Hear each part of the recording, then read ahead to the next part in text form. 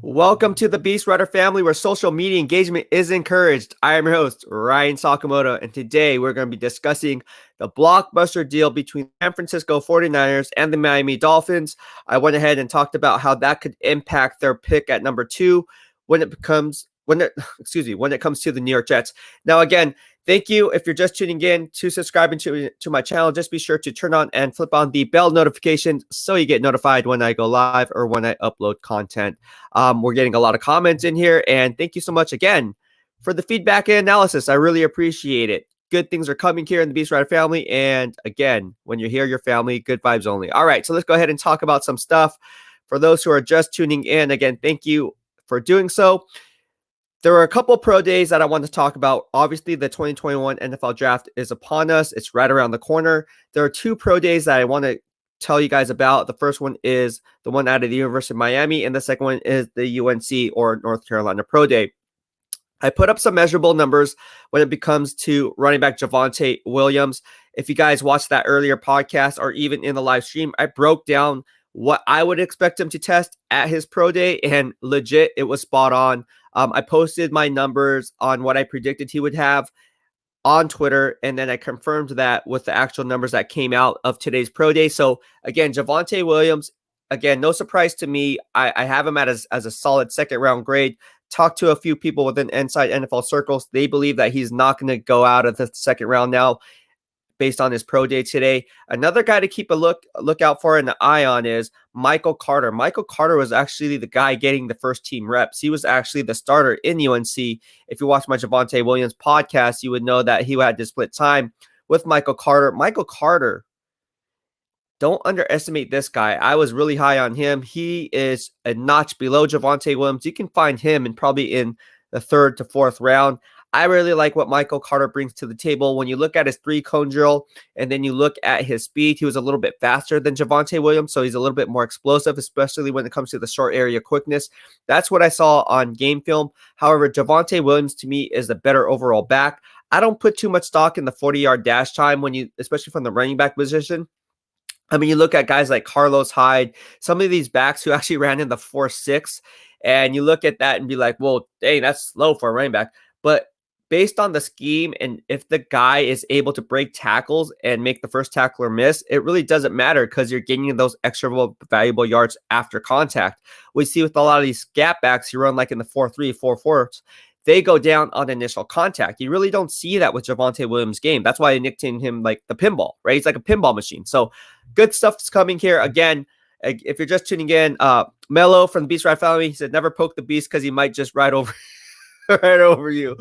Oh yeah, if you're just tuning in, my last live stream, we had a bunch of trolls coming in here, which is fine, but if you're going to try to challenge my credibility, just be ready for the backlash that's about to come in a professional manner. It's almost like I take my job very seriously, so when you criticize my work, which is fine, everyone's entitled to their own opinion, and again, that's where social media engagement is encouraged. But when you start cyberbullying or that, doing other things outside of trying to prove your point, that's when you go sideways on me, and then I turn around with a flip back. So Mela says, hey, Ryan, any plans on doing a live first day draft stream? Yes, I am going to do that. It's going to be live. I am going to do a actual live stream for the NFL draft, and I'm going to break down basically what Mel Kiper does in real time. I'm going to have my cheat sheets out. I'm going to have my big board up behind me. We're going to do a lot of cool things because at the end of the day, you guys know draft season is my season. I love the NFL draft. Obviously, it's the time of the year where if you really know all 32 NFL teams, then you're going to know which teams are going to be targeting certain players, especially as the draft board falls. So yes, in short, yes, I plan on doing a actual live stream on day 1 and even day 2, maybe day 3 as well. I mean, who knows? Who knows? Rashi from the BEASTwriter Family says, what's up, Ryan? I hope all is good. Hope all is well with you on this happy Monday. And again, if you're just tuning in, we did select a winner for the faithful 49er flag, and that guy was Roberto Ramirez. So Roberto Ramirez, if you're watching this, you were the winner. I posted that on an earlier live stream, but you have yet to get back to me. So make sure you get back to me on that. We are going to continue the BEASTwriter Family giveaways as we hit milestones and as we grow this channel together. So stay tuned for that. You guys are going to like this upcoming one as I plan on giving more than one winner. What's up, G? From the BEASTwriter Family. Did the 49ers ruin Jimmy G's trade value by moving up to number 3 too soon? Why would a team give them a high pick if they can get him for free? No, I don't think they ruined any chance of trading Jimmy Garoppolo off. Ultimately, I still believe he's going to go off to New England and possibly be traded for a day 2 pick. We're going to see how that plays out. But again, if you watch my draft analysis and as it pertains to Jimmy Garoppolo and what the New England Patriots would actually make a play for Jimmy Garoppolo, that's where I see him at. I saw the trade value as going back to New England, making sense of Jimmy Garoppolo's trade value, going back to New England and only New England for a day 2 pick. So no, nothing changes on my end as far as my analysis is concerned. Robert from Facebook says, what's up, Beast? What is going on? How are you doing? 704 Bound Charlotte chiming in. You're a Carolina Panthers fan, bro. How you doing? I see you, bro. Hit them like buttons. I always like when he says that. Good stuff, good stuff, good stuff. Yes, hit them like buttons, man. Greg Kennedy says Beast Writer, not writer, but writer. Got it. Like it. Love it. And he says Tar Heels Nation. Yes, you're Tar Heels, bro. And you are in Tar Heels Nation. The UNC Pro Day was legit. Javonte Williams shined. So did Michael Carter. Chaz Surratt. A lot of people are high on Chaz Surratt. I'm not so much. I know he tested well at the combine. Not the combine. Why do you keep saying the combine? There's no combine. At his Pro Day. But I'm just not high on him. I'm not high on him. I am high on Javonte Williams and Michael Carter. Very bullish on those two players. I think Javonte Williams is going to be a steal in the second round. Whoever gets him is going to get their diamond in the rough for the foreseeable future. Javonte Williams is the real deal. I am very high on my draft crush, Najee Harris, of course. Obviously, Travis Etienne from Clemson comes in at number 2. He reminds me a lot of Alvin Kamara and what he brings to the table. But Javonte Williams, man, I'm telling you that. Listen, don't put too much stock in that 4.55 40-yard dash time. He's going to be a beast at the NFL level if given the right opportunity. Tobias England says, hey, Ryan, I think you should have BEASTwriter Family beanies for sale and sleeveless shirts.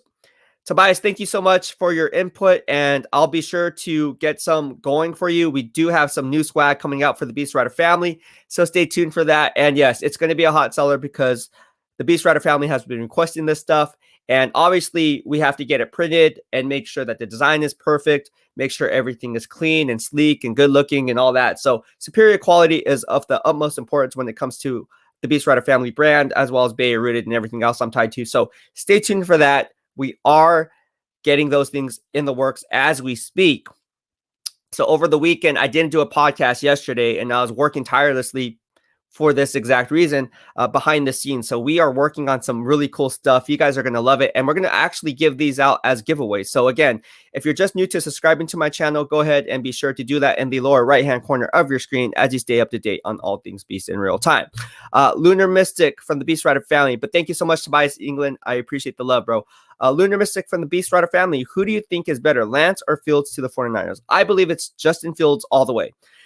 Here, let me tell you something. Don't read too much stock in the Mac Jones. That's a smokescreen. Don't read too much stock in the Trey Lance. That's a smokescreen. Because again, if you're going to move up from 12 to 3, it's not to get one of those guys. The Niners have identified their quarterback. Ultimately, I still believe that guy is Zach Wilson. I already talked about this earlier, how they could trade up from 3 to 2, wiping their hands clean or trading away their all-pro player because they don't want to sign him to an extension and Fred Warner, and then also yield a first-round pick in return. So they can actually move up one spot and still pick up a first-round pick at number 23 with the New York Jets. Jets then move down one spot, pick up Fred Warner at the same time, but still get their top 3 quarterback. That still can be a play. The same people who are saying, oh, the Dolphins aren't going to trade off their number 3 overall pick because they have multiple first-round picks. I said, watch. They're going to trade the number 3 overall pick. What happened? They traded the number 3 overall pick. Here's another food for thought for you guys. All right. The Atlanta Falcons with GM Terry Fontenot there coming from the Mickey Loomis tree over in the New Orleans Saints. Could he make a play and leapfrog the 49ers for the number 2 overall pick with the New York Jets? Potentially, they don't have the depth tradable assets to do so because, again, you can't trade Matt Ryan. You can't trade Julio Jones. They have too much dead money tied to their contracts. Furthermore, Calvin Ridley is in the last year of his contract and they need to re-sign him. So if they're sitting there at 4, do they go after a guy like Jamar Chase out of LSU? Because Atlanta Falcons love selecting first-round talent, SEC talent in the first round with their first-round pick. History would tell us that. Furthermore, we know that Thomas Dimitroff is no longer the GM there, but a lot of the scouts and a lot of the scouting department is still there intact. So with that being said, do not be surprised if at 4, the Atlanta Falcons go after a wide receiver again after having Calvin Ridley there and Julio Jones there. Now they go and get Jamar Chase or Devontae Smith. Pick your poison. However, don't be shocked if they make a trade with the New York Jets and GM Joe Douglas. Joe Douglas can then move from 2 to 4. And then, yes, he misses out on a top 3 quarterback. But then, again, he might just say, you know what, let's just give Sam Darnold one more chance. And at number 4, we can give him a wide receiver that we can work with. We already signed Keelan Cole from the Jacksonville Jaguars. We just signed Corey Davis to that big year. I think it was 4-year, $37.5 million contract. Let's see what we can do with a trio of wide receivers for Sam Darnold. And we have Mekhi Becton coming back, our blindside left tackle, drafted out of Louisville in the first round last year. We picked up some guys in free agency up front. So let's just see what we can do with Sam Darnold as our quarterback. You never know if that's a play. And with all this talk here saying, oh, the Niners are going after Trey Lance, Mac Jones, Justin, whoever that is, whoever no, they already identified their guy. You wouldn't move up from 12 to 3 hoping to get one of those quarterbacks. You identified that guy and you're going to make a play for that guy. They already identified their quarterback. I believe that's still Zach Wilson. Now, if it's not Zach Wilson, their plan B is identified as Justin Fields. No one else. It's not Trey Lance. It's not Mac Jones. It's not Kyler Trask. I know some people are like, oh, what about early in the pre-draft? Oh, what about Kyler Trask at number 12? What the heck? Who are you following? No. Justin Fields is going to be the answer if Zach Wilson goes to the Jets at number 2. 7 for bound Charlotte for the BEASTwriter Family. 49ers are skipping Justin Fields Pro Day to look at Mac Jones Pro Day again tomorrow. Interesting. So the 49ers are skipping Justin Fields Pro Day to look at Mac Jones Pro Day again tomorrow. Here's some food for thought. That could be a huge smokescreen. Why? Because they already know what you get from Justin Fields. Because who's their head coach there? Isn't it Ryan Day? And wasn't Ryan Day with the 49ers? Come on, connect the dots, man. Yes, absolutely true. And hey, if they go to skip Justin Fields Pro Day to look at Mac Jones again tomorrow, cool. That's just smoke and mirrors, man. Smoke and mirrors. What are you smoking? Smoke and mirrors. Cody Roberts says 49ers quarterback is ultimately, like I said, I think their number 1 choice is Zach Wilson. However, based on the current draft position with no trades being made, if they don't move up to number 2, they're going to go after Justin Fields. I don't see that guy being Mac Jones. I do not see that guy being Mac Jones. However, now watch it be Mac Jones. I honestly don't see it. 704 bound Charlotte from the BEASTwriter Family says, quick question. Do you think Bobby Wagner is a top 5 middle linebacker of all time? And is he the best middle linebacker right now? No. Okay. To get to your question, I did my grading systems over the past, 5-6 years I've been doing it. Fred Warner has been the overall better linebacker for the better half of the last 2 years in my grading system. I actually did podcasts on that, my man. So if you want to go ahead and see that podcast, I broke it down brick by brick, grade by grade. And Fred Warner graded out head and shoulders above Bobby Wagner. And the reason for that is his ability to be a better curl hook defender than Bobby Wagner. Bobby Wagner gives up too much in coverage. Seattle Seahawks even agreed with my analysis, even though they hated to admit it, that a San Francisco 49er linebacker is better than their best linebacker. But it's true. And my grading system would prove that. I can break it down week by week, play by play. I can break it down based on down and distance. I can break it down by run support. Here's some food for thought. Bobby Wagner is also more of a blitzing linebacker than Fred Warner was. Fred Warner was only given, 2 or 3 games out of the year where he actually could pull back and just say, okay, let go, pin my ears back, and let's attack the quarterback. And Bobby Wagner, he was doing it more consistently because Pete Carroll allowed him to do it more consistently. So when you look at PFF's grades, of course, PFF is going to be like, oh, put so much stock in sack numbers. But again, it's like how can you compare two sample sizes where one is small, the other one's large? That's like saying this, and this is where I disagree with PFF, because it's like saying, oh, that's the nearest defender. Oh, it's on him then. No, what if that nearest defender was playing the deep half and he was just recovering and helping out someone on the other side of the field because he missed his assignment playing the flat instead of the curl hook route? But he was just like, oh man, no one's covering him, so I got to take him. Oh, so when I run my grades, oh, that's the nearest defender. Let's just pin on him. Nah, that's not how we do it, bro. Not here in the BEASTwriter family, at least. And that's why my own grading system confirms that. And you will see that Fred Warner is by far the best middle linebacker in the game. Now, is Bobby Wagner top 5 all time? Absolutely not. Absolutely not. Off the top of my head, you can think of guys like Ray Lewis, right?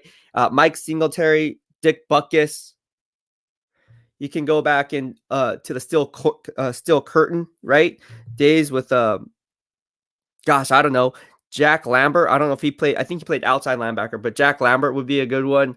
But if he's not an outside line, I think he's more of an outside linebacker now that I think about it. But no, he's not. I mean, like I said, Ray Lewis, Mike Singletary, freaking staples. Dick Butkus. How can you go wrong? Dick Butkus. Patrick Willis. Patrick Willis was a monster, man. He was a first-team All-Pro for many years, and for many years he was the standard, right? Patrick Willis was a monster. Bobby Wagner, top 5 middle linebacker. I would have to break down the list, but off the top of my head, I would list him in the top 10. Top 5, definitely not. Definitely not. But thank you, 75 Bound Charlotte. Maybe I should put Luke Kuechly in there because I know you like Luke Kuechly. Luke Kuechly was a monster, bro. I like Luke Kuechly. That guy was a beast. Gosh, I wish he didn't retire, though. What up, BEASTwriter from Twitter? How can I score BEASTwriter merch? Need some hard hat stickers. Yes. All right, dude. So we are coming out again. We are doing this full blown. Again, if for those who are new to subscribing to the BEASTwriter family, this is our logo, BWF. It stands for BEASTwriter Family. So we're all about good vibes only. So when you're here, your family. What we like to do here is a lot of different things. We are coming out with merch, yes. And like I said, I was working on this tirelessly yesterday. So that's why I didn't do any podcast yesterday. So I'm working behind the scenes on this. And we're going to do giveaways too. So you can either buy the merch or you can hope to win one. Hope to win whatever it is we're giving away. It's beanies, hats, t-shirts, sweatshirts, you name it. It's pretty swag stuff and it's really good quality. I don't give cheap stuff. You guys know that. If you guys got any of my stuff in the past with NinerFans.com, Bay Area Rooted, you guys know all our stuff is quality stuff. And I am all about quality more than anything else. You know, I don't like making cheap stuff. That's just not how I do it. Now, if people like doing that just to save on overhead, more power to them. That's not how I like to do it. Because again, my name is tied to it. And I don't want my name to be associated with poor quality stuff. Yeah. All right. Mannion1 says, why was the last show removed? It wasn't removed. None of my shows have been removed. So I don't know what you're talking about on Twitter, though. What show are you talking about? Because none of my shows have been removed. Jean Paul Edward Dios from the BEASTwriter family, Cardinals fan. I was about to ask about Surratt. Yeah, man. I'm not happy about that guy, man. I just don't like him. Chaz Surratt, I'm not happy with that guy. Sheila Lynn Kurt. Now watch him be an all-pro player. And watch him watch this. Watch one of his family members like, oh, did you see what BEASTwriter said? Oh, yeah. I'm going to get him. Sheila Lynn Kirk. Awesome, man. Keep up the good work. Thank you so much for the love. I appreciate it. Justin McGinnis from Facebook. Jimmy stays another year. We get Lance. He sits for a year just like Smith and Mahomes. Okay. Schoolwork from the BEASTwriter family. As a Cowboys fan, just please don't trade Jimmy G to Washington football or the Eagles. Yeah, I don't see that happening though. I think you're okay. I don't think the Eagles would trade for Jimmy Garoppolo because they have Jalen Hurts there. I don't think Washington's going to trade for Jimmy Garoppolo because they already have their bridge gap quarterback in Ryan Fitzpatrick. So you are set there. That's not going to happen at all. So you're good. You're good. All right, Mello for the BEASTwriter Family, I would be interested to hear your power rankings once we get closer to the start of the regular season of all 32 teams. I actually do my own power rankings of all 32 NFL teams, and I will put that out there. In fact, of the teams that made the playoffs this year, I think I hit on 73%. I think it was 73% of my success rate of my pre-power rankings analysis as to who would make the playoffs.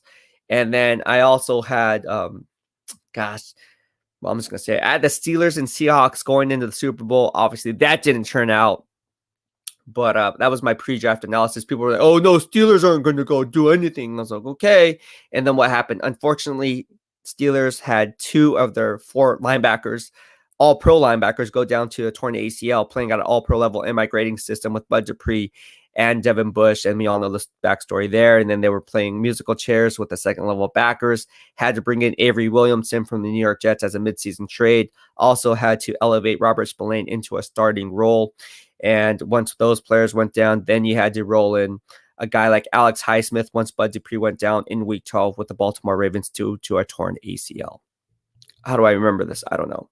Gustavo Mejia says, preach. Yes. Preach. Meximob 1987 from the BEASTwriter Family says, Shanahan and Lynch going live at 1. Well, that's good. Let them go live because everything they have to say is smoke screens. Oh, we love Mac Jones. Yeah, we love all the quarterbacks here. You want to know what they're going to say? I'll tell you what they're going to say before it comes out. Be in the know before they know. That's what I like to say here in the BEASTwriter Family. They're going to be like this. Oh, so what do you think about the quarterbacks in this draft? And have you identified one? Oh, no, it's an ongoing process. We don't want to leave no stone unturned. We like all the quarterbacks in this draft. The reason why we moved up from 12 to 3 was because this is a strong quarterback class, and we'd be happy taking any one of them, whether it be Trey Lance, Mac Jones, or Justin Fields, or whoever. Zach Wilson. This is a very deep quarterback class, and we feel very confident that whoever we get, he can help lead us to a Super Bowl. Yeah, well, if that's the case, then how come you had to move up all the way to number 3, bro? If you're going after a Mac Jones, Trey Lance, you would move up in the 7 to 8 range with the Carolina Panthers or a team like that, maybe the Denver Broncos. You don't move up to number 3. Could you be moving up again to number 2? Did you have talks with Robert Saleh and Joe Douglas at BYU's Pro Day? Because John Lynch was there, and so you guys were both watching Zach Wilson and be like, damn, I like Zach Wilson, bro. Yeah. 7-5 bound Charlotte. I hope Falcons do draft another wide receiver. Their defense will be bad again. Yes, their defense is downright awful, but again, if I'm GM Terry Fontenot, I'm looking at the financial snap sheet, and I'm looking like Calvin Ridley's going to get owed big money. Right? So I don't know if I'm going to be able to re-sign this guy. Am I going to franchise him? I don't know. This is his last year. Do I have enough money to franchise him when we have so much money tied up to Julio Jones and Matt Ryan? Furthermore, it makes more financial sense to get a guy on a 5-year prove-it deal on a rookie contract with a 5th-year option and going after and getting the best wide receiver in this draft class in a guy like Jamar Chase or Devontae Smith, whoever that guy is on your board. I think it makes a perfect insurance policy. And on the defense side of the ball, sitting there at number 4, you're not going to go at edge rusher because this edge class is weak. I already discussed that. This middle linebacker class is weak. I already discussed that. The boundary cornerback and getting a guy like Patrick Surtain at number 4 is way too high in terms of his value in my grading system. So I would pass on Patrick Surtain at number 4. Logically, you're going to have to look at the vertical board if you're GM Terry Fontenot and say, I'm going to select the best player available. To me, that guy's Jamar Chase out of LSU. And again, you have to think like you're the GM. A lot of people, I don't know how they come up with and formulate their own analysis. I don't know if they're doing it for clickbait or what. I never do it for clickbait. If I actually think it's going to happen or that it actually makes financial sense for all parties and it would actually play out based on the parameters and GM's tendencies and biases, of course I'm going to put that out there, which I did with the Fred Warner deal. But am I going to go out and say, oh man, now that the Atlanta Falcons pick at 4, so we just plug a quarterback there? No, because if you're GM Terry Fontenot and your first order of business is picking the best player available at number 4, you're going to look like a bad GM as your first order of business reaching for need, but diminishing the value of the pick, especially when you have Matt Ryan already there.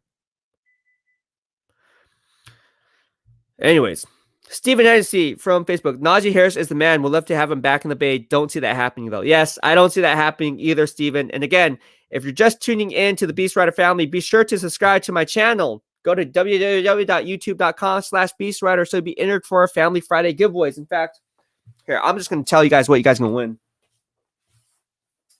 So we have, for those who don't know, I used to work at 49ers Fit. I helped open up that gym. If you guys don't know what 49ers Fit is, it's a gym located off Saratoga Avenue. I worked there. I helped open it up. Multitasking, also working with the 49ers as one of the team's beat writers. They asked me to go out, check out their gym, and then later led to me working there. And I was like, whoa. So after I would cover the 49ers, I'd be the one asking them the questions on this live stream, of course. I would shoot down to 49ers Fit and then start working in sales with 49ers Fit. So how's that for you? But anyways, these shirts you can no longer get. They don't make them anymore. But I had a lot. And this is Dry Fit made by Nike. And it's a 49ers Fit t-shirt, as you see here. And it says founding member on the back. So if you don't subscribe to the YouTube channel and join the BeastWriter family, you won't be entered to win this. And this is what we're giving away this week. Cool stuff, right? Who doesn't want to win free? This is actually really nice. Like, it's like Dry Fit. It's like, it's nice. It's nice. Very nice. So yeah. Anyways, that's my backstory there. Join the BeastWriter family. What do you have to lose?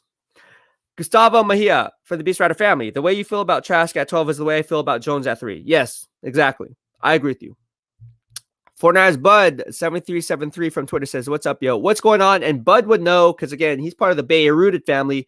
He has our swag. He loves our swag. And he was surprised at how good quality it was.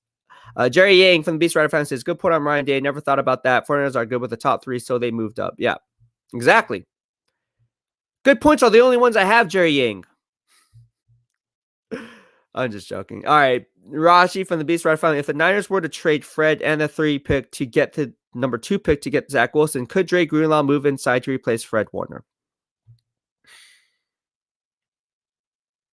He definitely has the range, but as far as being the quarterback of the defense, I would say no. I would keep him at outside linebacker because in that 4-3 defense, you really need someone who has the athleticism to go ahead and set the edge and set a hard edge while being sound and playing sideline to sideline. I think Dre Greenlaw can cover a lot of ground just by keeping them on the outside as opposed to kicking inside, because when you're kicking inside, you're going to be playing more so the curl hook routes, as opposed to the curl flat routes. So with that being said, I would rather keep Dre Greenlaw where he is, and hopefully if that trade did go down, find somebody not in the draft because this draft is not strong for it, but just take a wait and see approach. Maybe someone pops up as a cap casualty, or maybe go into next year and then replenish there. But I don't see Dre Greenlaw being moved from outside linebacker to middle linebacker because at the end of the day, he has too much speed, too much valuable athleticism on setting that hard edge. But thank you so much for your question. I appreciate it. Walter Lasky. So how long have you really been a 49er fan? Well, I've been a Niner fan before covering the NFL media, but I was a Niner fan since I was born. I mean, like I said, I had 49ers players babysitting me since the age of 4. So my family has always loved the 49ers. I think when you're born into it, you're just born into it, right? Like the team is the Niners. So you grow up and everything is Niners here. It's like, oh, Joe Montana, number 16. So when I played soccer, I wore number 16 when I was a little kid. And when I went to all these soccer camps, and then when I played basketball, football, I always, obviously the team here was the Niners. So much the Warriors, I guess, was number 2, and then Giants was number 3. But here in the Bay Area, and here in this household, it was always the 49ers. That was always number 1. It was always the Niners. Like, no one cared about anything else but the Niners. Like, oh, baseball's on. Oh, cool story. We don't really care. It's all about the Niners. So ever since I can remember, I can show you baby pictures with me. Maybe I'll post it on Twitter. Maybe I'll make a YouTube album out of it. I'll post pictures where I'm at Challenger. If you guys anyone who knows went to Challenger, it's a private school. For Halloween, I guess I had this 49er helmet. In fact, here, I'll show you. I wore this. You're like, where did this come from? This is a throwback 49er helmet that I wore at the age of 4. I went to school with this, and apparently I was bashing, not kids with it. Obviously, that would be bad. But I was actually pretending I was a football player, and look how marked up it was. People were surprised that I didn't get a concussion from it. I just like hitting stuff when I was a kid with this helmet on. Like I would just run into like things, and yeah. So this is what I wore, and there's a picture of this. This is like a 19. This is Rawlings, dude. This is like how old this is. Look at this is a legit helmet. Like I don't think it fits on me anymore, obviously, but yeah. So how long I've been an Iron fan? Pretty dang long time, man. Pretty dang long time. All right, Key John's 25, but now I'm not an Iron fan. I love all 32 NFL teams, obviously. All right, Key John's 25. Let's get back to your question. Says, since Shanny liked Darnold for his offense, think LaFleur does too, and they go Sewell. Ooh, also, Corey Davis was told Darnold was the guy too. I hope we don't go Fields. Not sure if he fits the offense. Interesting take, Key John's 25. Milf Hunter for the BEASTwriter Family says, you forgot Brian Urlacher. Oh, yes. Brian Urlacher, definitely a top 10 middle linebacker. I'm not sure if I put him in the top 5. Maybe top 5, but again, I mean, gosh, there's so many good middle linebackers. This is a good podcast because, again, you guys probably want to know who my top 5 middle linebackers are, and maybe I should just put that out there for you guys because, yeah, I think that's good. Let me just, gosh, I think Ray Lewis has to be at the top of the list. Who's better than Ray Lewis? That's first and foremost. If you can name a better linebacker than Ray Lewis, let me know because I don't know. I don't know who that guy is. But yeah, I mean, you look, guys, like I said, Ray Lewis, Mike Singletary, Dick Butkus would be one, right? So I named those 3 off the top of my head. I would say Patrick. You have to put Patrick. I don't know. Maybe because like the 49er fan in me is like, dude, Patrick Willis, man. P. Willie, bro, is a monster. He was, though. Jack Lambert from the Pittsburgh Steelers. You got to put him in there, right? So Jack Lambert would have to be one. Geez Louise, I don't know who else would be one. Brian Urlacher. Yeah, I mean, Brian Urlacher definitely has to be in conversation for sure. For sure. I mean, the guy was a freaking safety in college coming out of what? Didn't he come out of New Mexico playing for the Lobos or something? And then he converted to be a middle linebacker and was like a beast. Like that guy was just like a tackling machine. Sidelined, that guy was a monster. So yes, Brian Urlacher would definitely have to be considered for sure. Absolutely. So from Mount Charlotte, and that's what I was telling this guy from my Panthers podcast. He was trying to tell me Bobby was better than Fred, and he is a top 5. I knew he was wrong. Just wanted a different opinion. Yeah, dude. I don't know. But anybody who says Bobby Wagner is better than Fred Warner, they don't know football. It's plain and simple. Like, okay, it's one thing to have an opinion. It's another thing to actually break down the game film to formulate that opinion. He's not. He's not. Tell me where Fred Warner does not outshine Bobby Wagner in every statistical category outside of the box score, looking at it snap-by-snap basis from an all-22 coaches film. Because I break it down, both players. And there's a reason why Fred Warner was graded as my first-team All-Pro and got my vote for the end-year award of being a Pro Football Writers Association first-team All-Pro selection. Yes, people are like, oh, you have year-end voting rights? Yes, I'm part of the Pro Football Writers Association or Pro Football Writers of America. Pick your poison. Butters 49. Niners getting Wilson at pick number 3, was watching his highlights, and he can make a lot of accurate off-platform throws that other quarterbacks in this draft can't make. Exactly, and what I've been saying in my live streams time after time after time after time after time after time again. Spot on. Jerry Yang says, Charles Haley and Patrick Willis are guys I think are better than Bobby Wagner. True, but Charles Haley, I think, played outside linebacker. I think he played more of the elephant role in that 34 base defense. Patrick Wilson would be definitely a better comparison. Man, Bobby Wagner, I would say Bobby Wagner was a better pass defender than Patrick Willis was. I will admit that. I think Bobby Wagner is just a little bit better when it comes to that. However, if I was to start a team, who would I rather have, Bobby Wagner or Patrick Willis? I would rather have Patrick Willis. I love Patrick Willis. Can you guys tell the bias in me? I just love Patrick. Who doesn't love Patrick Willis? All right, some of our balance says Chaz Surratt's brother plays for Wake Forest at wide receiver. He will be in the draft too also. Oh, interesting. I did not know that, but now I know that. Thank you so much, 705 Bound Charlotte. Carolina Panthers fan for the BEASTwriter Family. All right, Christopher Dupas. What are we going to do about corner? We are still lacking heavily in that department. I think they are ultimately going to pass on cornerback in the first couple rounds. I don't see them targeting a cornerback at number 43 because, again, they just re-signed K'Waun Williams to a one-year deal. They just re-signed Emmanuel Mosley to a 2-year, $10.2 million contract. They also signed Jason Verrett to a one-year deal. So anytime you have that kind of logjam at cornerback, even though both those cornerbacks are on one-year deals, you're not going to spend a high-round pick if you're in a win-now mode to win the Super Bowl this year on a emergency replacement insurance policy, drafting a cornerback in the second round.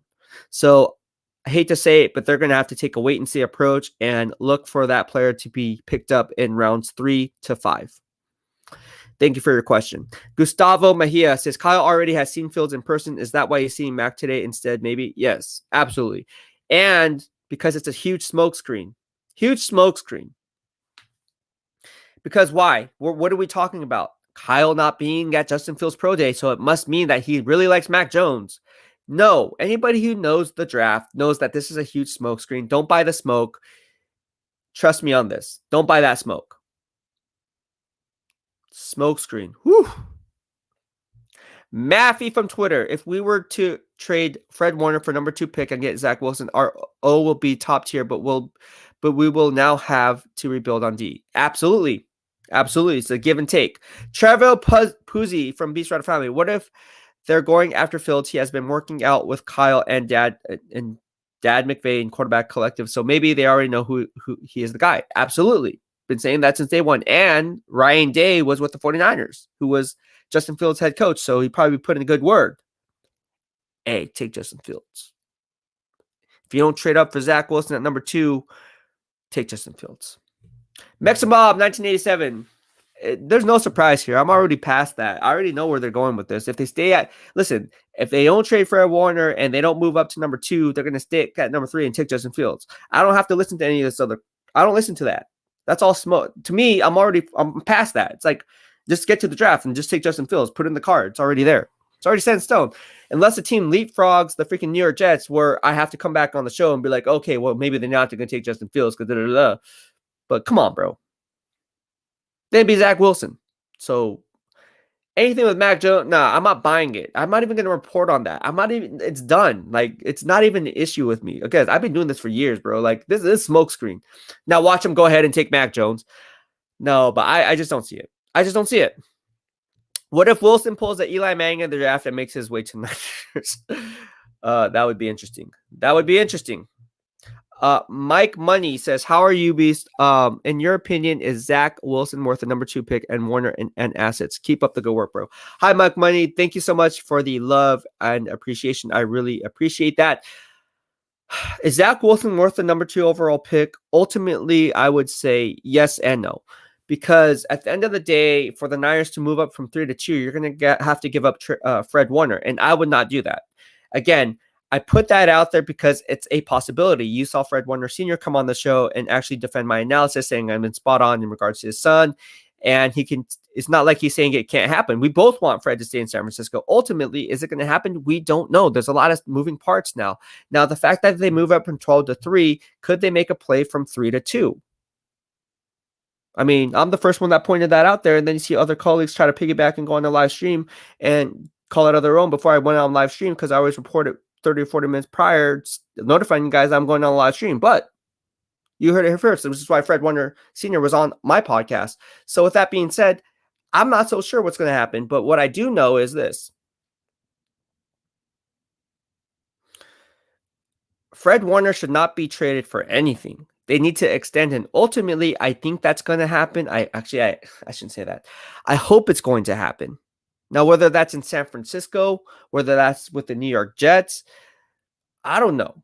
but he's going to get $18 to $20 million per year annually in a front-loaded deal. Someone's going to pay him that money. And if he's in another contract snag like DeForest Buckner was, they're going to have to trade him. Because who's coming up after that? Nick Bosa. And if you go after a top 5 quarterback and get a guy like Zach Wilson or Justin Fields, and let's say they turn out to be a top 3 franchise quarterback like the way Deshaun Watson is today, there's not enough money to go around to sign everyone. You can't. There's a thing called a salary cap. So let's look at the financial game here. I always talk about what? The instant gratification versus long-term gains. What's the long-term game here? If you're looking at the 3 to 5 year outlook, you know you're going to be going into cap hell because, again, you can't re-sign everyone. It's a good problem to have. It means you have a lot of good players on your team. But unfortunately, you can't keep them all. This is not the days of the Eddie DeBartolo days where you can just sign people off the street and write a blank check and be done with it. That's not how it works in today's NFL. So ultimately, do I think Zach Wilson is worth a number 2 overall pick? Absolutely. But do I think that the Niners should trade Fred Warner to number 2 to get Zach Wilson? Absolutely not. However, it can happen, and I wouldn't be surprised, as I stated in my earlier live stream. Willie Saltabon says Fields or Trey sitting behind Jimmy one more year. I like this whole one more year talk. Again, if you guys tuning in, gosh, Kyle Shanahan and John Lynch teeter-totter so much on the fence. Oh, we like Jimmy for one more year. Remember yesterday or the other day on my live stream, what I say about Jimmy Garoppolo? One more year. One more year. Why? One more year. Why? Because the Niners need a scapegoat in case the 49ers fail in 2021. If they somehow in the first 10 games go 3-7, of course they're going to make a quarterback switch because it allows that new quarterback time to learn the system, and then they can work him in, slowly working him in, pushing Jimmy Garoppolo out the door. He already has one foot out, but this will push both feet out the door, and then they can turn around, shut the door, slam it shut, and lock the key and be done with it. But on the flip side of that, if Jimmy Garoppolo goes 7-3, then they can say, oh, we always wanted Jimmy Garoppolo as our starter. Who said that we didn't? Well, actions speak louder than words, Jimmy G and Kyle Shanahan and John Lynch. And Jimmy G knows that you didn't trade up from 12-3, giving up the farm to go after a wide receiver or an offensive tackle. You went up to get his replacement. So let's not get it twisted. So while you say one more year, one more year, one more year, we want Jimmy G for one more year. Of course you want him for one more year. Because you're leaving the door open in case he succeeds. Of course you're going to say that. Now, that's not to say that what I'm hearing is don't be surprised if they don't listen and entertain offers from the New England Patriots who really want Jimmy Garoppolo. I'm telling you this. Jimmy Garoppolo, in my opinion, has one foot out the door, and he will likely be shipped off to the New England Patriots. I still believe that. I still believe Jimmy Garoppolo at the end of the day will be traded. Because once these quarterbacks go off the board, and if Mac Jones is off the board before the New England Patriots pick at number 15, don't be surprised if Bill Belichick says, you know what, I don't want to go into day 2 looking for a quarterback. I'm not trusting Kyle Trask. I don't like Kellen Mond. I want Jimmy Garoppolo. He can win with the guys that we brought in free agency with Jonnu Smith, Hunter Henry, giving us the dynamic duo with Rob Gronkowski and Aaron Hernandez once did. And we also doubled down on those games by picking up Nelson Aguilar. Wow. Let's not forget the things that they're doing on the offense side of the football, trading for right tackle Trent Brown with the Oakland Raiders or Las Vegas Raiders, whatever you want to call it. So you see the moving parts that they're trying to build up front. And if you have a guy like Jimmy Garoppolo who understands the system, of course he's going to be successful under Bill Belichick. So why wouldn't you make that deal? Barry Weller, why wouldn't go Fields if I was any team? Ooh, me too. I would have to say agree with you. Antonio Johnson says Bowman. I love Bowman. I love Bowman. I love Willis. I love Jack Lambert. There you go. Here we go. Robert Watson from the BEASTwriter Family says Zach Thomas. His middle linebacker list is Zach Thomas, Brian Urlacher, Ray Lewis, Mike Singletary, Patrick Wilson. Like it. Willie Saltabon says 30 years from the age of 4. There you go. Die-hard Niner fan. Frederick Fernandez from Facebook. Again, if you're just tuning in, go to youtube.com/BeastWriter and subscribe to your boy. If you don't, you won't be entered to win our 49ers Fit Dry Fit made by Nike. It's obviously they don't make them anymore, but I helped open this gym up. It's a gym right here in the Bay Area off Saratoga Avenue. Go ahead and check them out. I helped open up that gym, helped work there, and as long with covering the 49ers. So yeah, interesting stuff. All right. All right. Robert Watson, thank you so much for the super sticker. For those who want to know what a super sticker or a super chat is, this is a super sticker or super chat. Thank you so much, Robert Watson. And again, I spoke with you earlier today, and I had no idea that you were into tattoos. Like, are you a tattoo artist? I'm intrigued because you guys know I like ink. People are asking me, what does your ink mean? Like, is it gang related? Like, what is that? People ask me if it's gang related. What do you guys think? Is it gang related or not? No, it's not gang related. Oh, I don't know. Willie Saltamon says, beat linebacker in the NFL. Best linebacker in the NFL is Lawrence Taylor. Yes, but he played outside linebacker. He wasn't a middle linebacker. But no, I'm joking. These are not gang related tattoos. I don't want people to think, oh my gosh, BEASTwriter's in the gang. 704 Bound Charlotte. I just read my Panthers and Steelers could trade for Sam Darnold, but his 5-year option is 18. We already paying Teddy $23 million. I would just go with Teddy again before trading for Sam and giving up. Yeah. Steelers going after Sam Darnold. I could see that. And I would love that. For all you Yinzers who follow me, I just did a Yinzer podcast on Tyson Alualu before hopping on to this live stream and why that was a smart play. Gosh, Steelers fans know their stuff here in the BEASTwriter family, but I can assure you that Steelers fans would love Sam Darnold. I would too. I am bullish on Sam Darnold. I'm telling you. People who aren't, tell me why. All right. LL from the BEASTwriter family. Did you vote Terrell Owens for first ballot? I do not have Hall of Fame voting rights. That's a different category. I am a member of the Pro Football Writers Association with year-end voting rights for like Rookie of the Year, First Team All-Pro, MVP, Comeback Player of the Year, Defensive Player of the Year, Offensive Player of the Year, Offensive Rookie of the Year, Defensive Rookie. You get it. But the Hall of Fame ballot is totally different. I did interview Terrell Owens after he was inducted into the Hall of Fame. You can check that on Instagram at BEASTwriter, or maybe I'll just post up that video. I don't know. Maybe I should just repost my videos so you guys know exactly, like, because you guys are asking. So maybe I'll just randomly post up a Terrell Owens video of me asking him the question. I have a very good relationship with Terrell Owens over the course of the years. Know him very well, both on and off the football field. And yeah, good guy. Very good guy. I have some really incredible stories on Terrell Owens. A lot of people think he's just this diva. Let me tell you something. Terrell Owens is one of the nicest guys you'll meet. And I don't care what you say. Trust me, I know him personally. He does some things that no one else did. Getting off the team bus, for instance. You don't have to tip the guy, right? When he's putting away your bags. Terrell Owens did. And tipped them handsomely. Always. Out of respect. Hey, man. Thank you. I appreciate you. You know, no cameras around, nothing. So again, Terrell Owens, good guy. He gets a bad rep, but he shouldn't. He's a good guy. Jerry Yang met Patrick Lewis right before the pandemic. I can tell you the story when we jump on at 2:30. If you want to tell that story, that's cool. I'm open to it. Yeah, he is a good guy. Worked with him over many years, and he is a humble giant. Frank Willis from the BEASTwriter family. What do you think about Chris Sims and other thinking it's Jones at 3? Do you really think they would trade all that for Jones? I sure hope not. No. Frank Willis, not happening, bro. Not happening. Willie Saltabon says Asante Jr.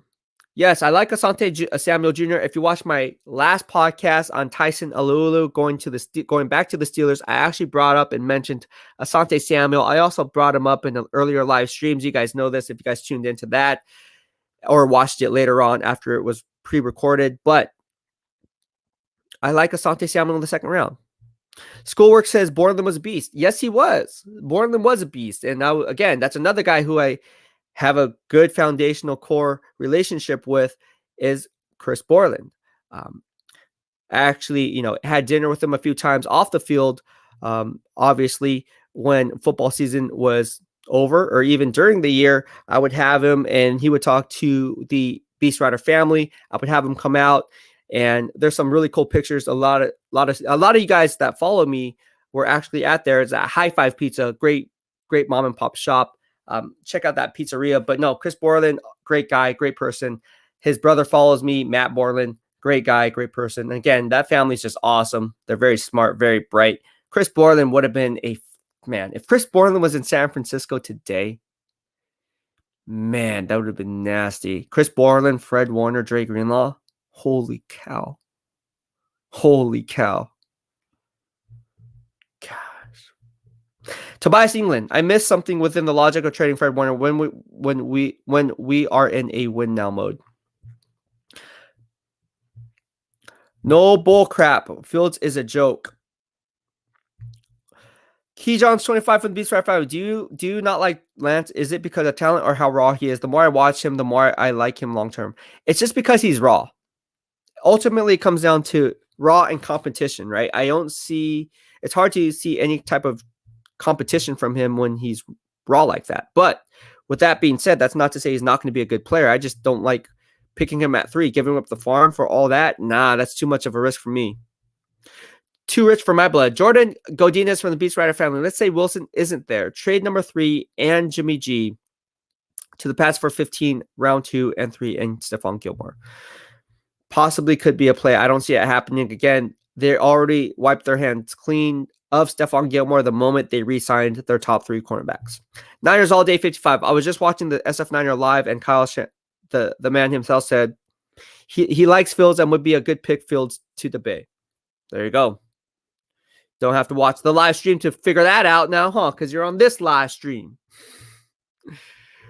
Tommy Huxley says Jimmy is staying, unfortunately. Barry Weller, no way. No, they won't go to 2-3 is a good spot to pick up a quarterback. Zach preferably. Tommy says, "What's up, my dude, Jason? Jason, the Beast of Writers." Jimmy G is in the plans though. He is. Mariah, how you doing from the BEASTwriter Family? I see you, Mariah. How are you doing? John Zach, what's popping, Ryan? From the BEASTwriter Family. Listening to Lynch and Kyle, it seems like to me they're drafting Lance. Give him time to develop, in my opinion. Yeah, that could be. They could go after Trey Lance. If they go after Trey Lance, I will criticize this move to the moon. It's a high risk, high reward move. But at the end of the day, GM John Lynch is on the hot seat. And the only reason he made this power play move is because he knows this is his last hurrah. He knows. So might as well go all in. I'm not going to be here next year anyways if he doesn't pan out. So what do I care? Adam P is going to be taking my job. He'll have to deal with all the bad moves I made. Trey Lance at number 3. Why would you have to move up to number 3 to get a guy like Trey Lance? We could have traded with the Carolina Panthers and gave up way less. Just, I don't know. If that's the pick, I'm going to criticize that pick. I'm going to actually start that draft if that happens. I think it's going to be Justin Fields. Honestly, I think that's smoke. Gustavo Mejia. After the 49ers resigned their key free agents, in my opinion, the 49ers have a top 5 roster. Their only weakness is right tackle and quarterback. After selecting a quarterback first, we're drafting for depth. Who's the guy in round 2? Whoa, that's a lot of moving parts, Gustavo. After the 49ers re-signed their key free agents, in my opinion, the 49ers have a top 5 roster. Their only weakness is right tackle and quarterback. They have a lot more weaknesses than right tackle and quarterback, I have to say. Edge rusher is going to be a weakness for them. I have to say outside linebacker is a weakness for them, even though they got Samson Ebukam. I have to say their secondary is going to be a weakness for them. I don't know. I have to say the defensive tackle position can be a weakness for them. They don't have Kerry Hyder Jr. there setting the edge. They have Bosa back, but can he sustain healthy for a full 16-game schedule? Can Eric Armstead return to his 2019 one-year wonder form? We'll have to find out. T. Maggette, right? from the BEASTwriter Family. What about Andrew Luck? Oh my gosh. If he comes back, that'd be awesome. All right, let's go ahead. My man, JDG from the BEASTwriter Family. Haven't heard from you, my man. He says, what's up, bro? Something tells me it's Mac Jones, but wonder why we would move that high up. Something tells me they're going to try for Wilson. I'm just glad they're finally addressing this quarterback issue. Yes, we all know what's going on. This is the hot topic here in the Bay Area and here in the South Bay especially, is like, who are they going to draft? Kyle Shanahan. You hear what Kyle Shanahan said today on his press conference? He really likes Trey Lance, but he also likes Justin Fields. But what about Zach Wilson? He's a perfect fit as opposed to the other two quarterbacks. Oh, yeah, you're right. But what about Mac Jones, man? Man. Gotta love draft season. Gotta love draft season. And when these blockbuster deals happen, this is your favorite time of the year. And so it is. It's mine too. Mariah says, I don't want him for one more year. Robert Watson says, Kyle Shanahan live was just saying how he's admitting bringing in a young quarterback that Jimmy can play as a veteran for a year. Shanahan is expecting Jimmy to be pissed and fired up. That's what Shanahan just said. Expecting? No, I heard Jimmy is pissed off. It's not that he's expecting Jimmy. I heard that Jimmy is really, really upset. Like, not sure I want to be here. Upset.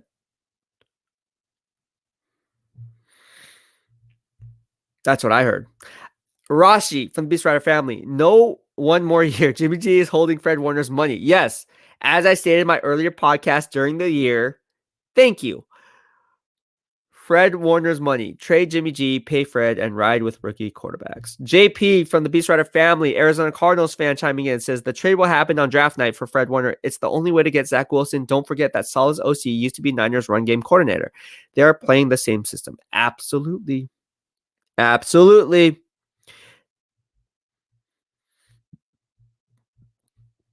David Craig says there are rumors that the Patriots are trying to trade up to 4 or 5. Okay. Who would that be for? Trey Lance? Mac Jones? Barry Weller, but thank you so much. I wonder who that is, though. If you know, let me know. They have so much going to camp, so New England doesn't have the money. Okay. David Craig says, BEASTwriter, big up Niners UK. Oh, okay. You're from the UK. Welcome to the BEASTwriter Family, my man. And again, if you're just tuning in, be sure to subscribe to the YouTube channel. Just go to youtube.com/BEASTwriter and you'll be entered to win this 49ers Fit, Dry Fit, founding members shirt. Again, we're giving away a ton of these because I have them and they're just sitting here and have never worn it. It's brand new, but they don't make them anymore, obviously. So it's a 49ers Fit gym exclusively by the San Francisco 49ers. So it's their own gym. They were giving out these t-shirts. I worked there. I got a few myself. And so I said, I'm going to do some giveaways with these. All right. But thank you so much for the BEASTwriter Family. What do we got here? All right. John Zach, heritage related. Love the ink. Thank you. Yes, it is heritage related. People are asking about my tattoos. Actually, to be honest with you, it dates back. Well, I'm part Japanese. For those who don't know, especially with the whole Stop Asian Hate, I am very multi-Asian cultured. I am Chinese, Japanese, Korean, Vietnamese, you name it. So with that being said, have some Sicilian in me, have some Native American in me. But anyways, I'm very multi-whatever. Anyways, this is a Japanese style tattoo. People have been wondering about this. This is a Japanese style tattoo. Basically, it derives from the Yakuza because obviously Yakuza tattoos are from the samurai days, and that's what this is. So anytime you see a tattoo, I can always look at someone's tattoo and say, oh, is that traditional Japanese tattooing, or is that just kind of like, random stuff all the way around? This is not actually. This is actually a Japanese food dog. So it derives from basically Korea. Korea then took it. I would say the Japanese took it from Korea, or took the inspired food dog from Korea. And also there's a Chinese food dog. This is a Japanese food dog. Basically, those statues in front of Chinese restaurants, that's what you would see. So that's that. So it's a Japanese food dog. And then right here, it has my Japanese lantern right here with my fraternity symbol, Phi Kappa Psi. You see that right here inside there. Has my last name right here, Sakamoto, on the back. And what else do I have here? Oh, and then it has a Hanya mask right here. This is you guys can see it right there. It wraps around like that. So that's called a Japanese Hanya mask. So it goes back to the Japanese folklore and basically represents some stuff there. So yeah, I'm gonna get more ink done, but I can't because I compete in the bodybuilding industry, and every time I step on stage, I automatically get points taken off because anytime someone has ink, you get points taken off. Yes. Why? Because you can't see what's called the striations. You can't see the cuts on half of my body. So literally, I start from last place the moment I step on stage, and then have to work my way up to first. So when I actually win, it's like, dude, like you actually started. It's like starting a football game and being behind by 3 touchdowns before the game even starts. It's crazy. But yeah, that's the way it goes. Quan Lampley says, diehard fan from the Joe days. Yeah, I see you. Lunar Mystic, I don't care if you're a gang. I don't care if you're gang related, but be safe. It's not gang related. It's not gang related. Christopher Dupa is not a fan of Sam Donald as a USC fan. I was glad he left. Interception machine. Quan Lampley says, Donald is turnover prone. We don't need that. Interesting. Brendan Matthews from the BEASTwriter Family says, do you think Pittsburgh drafts an offensive player in the first round? Thank you so much for your question. I know you Yinzers fans want to hear what I have to say about your Pittsburgh Steelers. I'm going to give it to you. Ultimately, with the number 24th overall pick, I do believe that they're going to either go with running back Najee Harris if he's sitting there, or wait to take a running back like Javonte Williams in the second round. With the 24th pick, I can definitely see them going after a guy like Landon Dickerson. Now, he's coming off a torn ACL, but when you look at it from a GM's perspective and GM Kevin Colbert's perspective, you can see what they're doing. They just brought back BJ Finney, who came from the Cincinnati Bengals and the Seattle Seahawks. Now he's brought back with the Pittsburgh Steelers. You then team him up as a camp battle with JC, what's his name? Hassenauer or whatever his name? Hassenauer. So that'll be a camp battle at center. And then you have Chukwuma Okorafor, or Okorafor is how you pronounce his name. And then Zach Banner as the offensive tackle. So you're already set there. Interior, at the interior position, you have 2 of the very best dynamic duos at interior guard with second-year player Raging Cajun Kevin Dotson, who is playing at a first-team all-pro level when healthy and when given the opportunity, subbing in for David DeCastro. So those 2 guys are set there. I think that guy can be Landon Dickerson ultimately, but red flags come with his knees. I don't know. He has a few couple torn ACLs, had a few knee problems. I'm not sure if I can sold on selecting Landon Dickerson at number 24, although he is the best offensive center in this draft class. But I can see them going offensive tackle. I like a guy by the name of Samuel Cosme out of Texas. Samuel Cosme would be a perfect fit for what the Pittsburgh Steelers like to do. I would like that pick to be the offensive lineman selection if they go that route at 24. JDG, thank you for your question. You think we can get Bears and Pats involved for Jimmy Garoppolo, assuming he's willing to waive his no trade clause? Seems like a lot of posturing on both Pats and 49ers. Want to trade, don't want to trade, etc. Interesting take, JDG. And I like this analysis, man. This is what the BEASTwriter Family is all about. Good vibes only. You bring up a great point. Could this be smoke? That's what you're saying. I don't think so. I don't think the Bears are going to entertain any offers for Jimmy Garoppolo simply because they already said that they already found their starter. And I know Ryan Pace is good friends with GM John Lynch, but I just don't see it, bro. I really don't see that. I think Andy Dalton's going to be their guy. I hate to say it, but Chicago Bears fans, you should basically take this year off because it's another dark season for you Bears fans out there. Hate to say it. Gustavo Mejia, TO game winner 98 is what made me fall in love with football. Ooh, okay. The TO game winner. Are you talking about the Green Bay Packers game where he had that redemption reception? He lost like 2 touchdowns in the end zone, just dropped them because of the sun, and then came back. I was at that game. Jeremy de Guzman says, hoping we can somehow land JC Horn mid-late first-round pick. I'm getting greedy. That would be interesting. Quan Lampy says, Mac Jones reminds me of Kurt Warner. All right. Chris Royale, thank you so much for the super chat and your generosity. I really appreciate it, bro. Thank you so much from the BEASTwriter Family. Says, can't wait for the draft. I hope we can get Wilson. Who do you got at 3 if you were picking? Would you trade up even more? Love your content.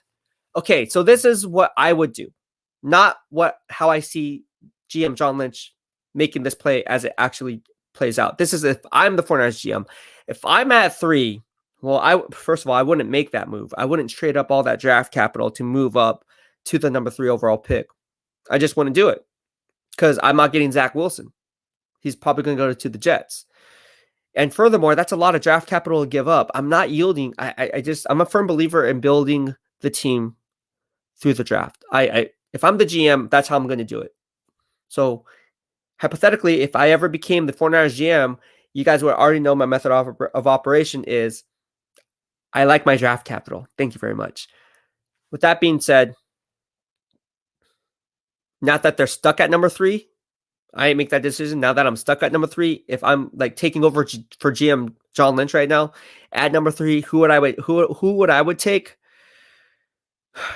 If I was picking at 3, obviously you have to take a quarterback. You cannot go off the move and take any other position. You can't go wide receiver. You don't need a wide receiver. You can't take tight end Kyle Pitts.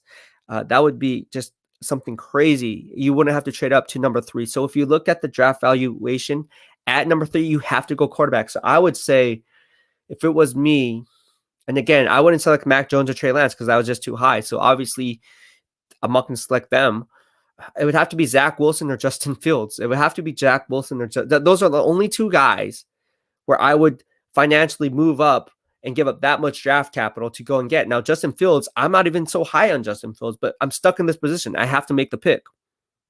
I wouldn't have made this pick. I would have stayed at 12. And if Mac Jones or Trey Lance was really the target, I would have called the Carolina Panthers and GM Scott Fitterer, who came from the Seattle Seahawks, and been, hey, bro, I know you like to trade. Let's see if we can make something happen here. Ultimately, they moved up number 3 because they feel good about Justin Fields or Zach Wilson. Pick your poison. So I'm going to have to say they have to take a quarterback. There's nothing to be said about it because here John Lynch just goes on the live stream saying, oh, and Kyle Shanahan just goes on the live stream saying, oh, yeah, Jimmy is probably pissed off about what we're doing. So if I have a quarterback who's pissed off and he's my starting quarterback, well, that's just damaged goods already. And he's already damaged goods with his knees. He's weak in the knees. So he's damaged goods physically and he's damaged goods mentally. So what good is he on their football team? So I'm going to have to pick a quarterback because I don't have anyone. I have a walking zombie behind center. Think about it. It's a bad situation, man. But if I had to stay at 3, and again, thank you so much for the super chat. I really appreciate it, bro. But getting back to your question, has to be a quarterback. Has to be a quarterback. You can see the frustration. John Zach, thank you so much, though. I appreciate it. From the BEASTwriter Family, I have Japanese lower half sleeves. It's traditional, a long swimming upstream. There you go. And some cherry blossoms and a lotus. Yep. Because it goes with the season. I see it. So I can look at your tattoo and be like, that's a traditional Japanese tattoo. So you also have cherry blossoms like myself. And you also have a lotus, obviously goes with the season. And then you have obviously a fish swimming upstream. So people who don't know why people have koi fish like tattoos, if it's running upstream, basically the Japanese mythology or whatever you want to call it is if that fish makes it all the way upstream, he then turns into a dragon. So that's why you see a fish, little educational purpose for you, multicultural, especially with all the Asian stuff going on. But no, so you'll see a fish swimming upstream, and then once it reaches its peak at the top of the stream, it turns into a dragon. So that's why you'll see a fish and a dragon probably on the same sleeve sometimes. All right. Bill Neffelberg. Sim said he would be shocked if Shanahan doesn't take Mac Jones. Interesting. Well, he must know something I do not. Frank Willis. Do you think they are keeping Jimmy G to try and build up his trade value with them re-signing Williams and Mac? They're rolling with the number 3 pick in 2020 and sign Warner. Maybe. I think Jimmy Garoppolo is just going to be traded. He's damaged goods. How can you keep a quarterback who's damaged goods? You know he's pissed off. I heard he's pissed off. Kyle Shanahan goes on record saying he's probably pissed off. He's pissed off. Of course don't say he's probably. Just call it like it is. Yeah, he's mad. That's like you, Kyle Shanahan. If I go ahead and the Niners are looking at me to be replacing you as coach, wouldn't you be ticked off? Yeah, me or whoever. Let's say it's I don't know, someone off the street, Steve Mariucci. Let's say they bring back Steve Mariucci and they want him to be the new head coach of the San Francisco. Wouldn't you be mad? Yes. Oh, we're going to bring back George Seifert because you haven't won the Super Bowl and George Seifert did. Wouldn't you be mad? Yes. So come on, bro. Stop.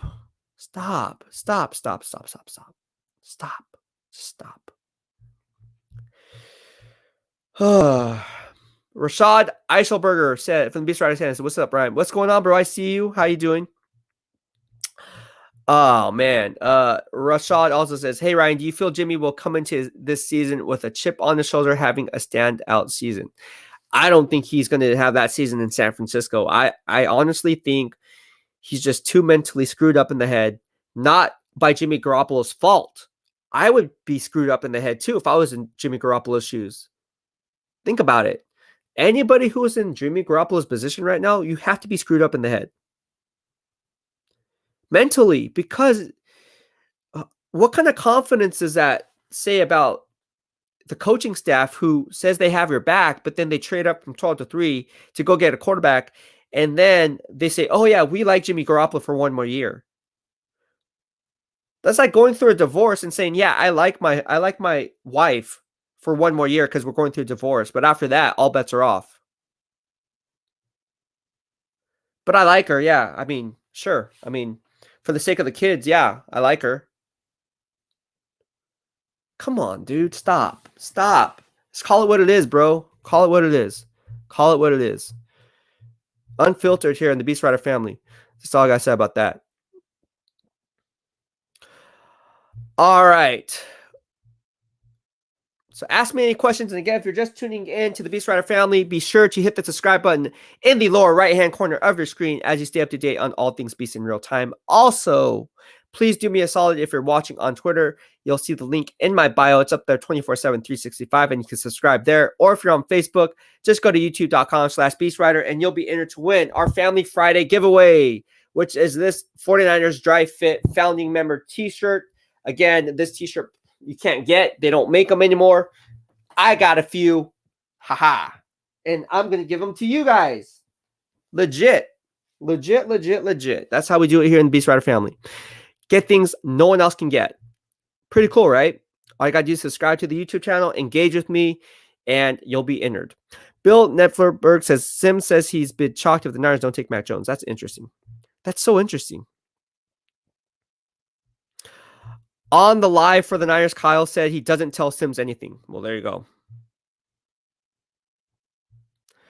All right. John Zach says, save that shirt for me, broski. XL, thanks in advance. Man, I'm telling you, this shirt's actually really nice, man. Really, really nice. All right. So ask me any questions you guys have, and I'll be sure to answer them. What else do we got here? David Craig says, Lynch and Shanahan are trying to push Jimmy out. Yes, they are. Absolutely. Absolutely, they're trying to push Jimmy Garoppolo out the door. I mean, there's no qualms about it, bro. Like, again, let's just keep it 100 for what it's worth. Like, if you are Jimmy Garoppolo, how can you have success knowing that every single day you wake up, there's always trade rumors? Now things are really coming to fruition. Like, it's becoming reality now. Like, they actually moved from 12 to 3, giving up the farm for a quarterback. You don't make that power play move unless it's anything less but a quarterback. You're going to draft a quarterback. It's tough, man. It's really tough.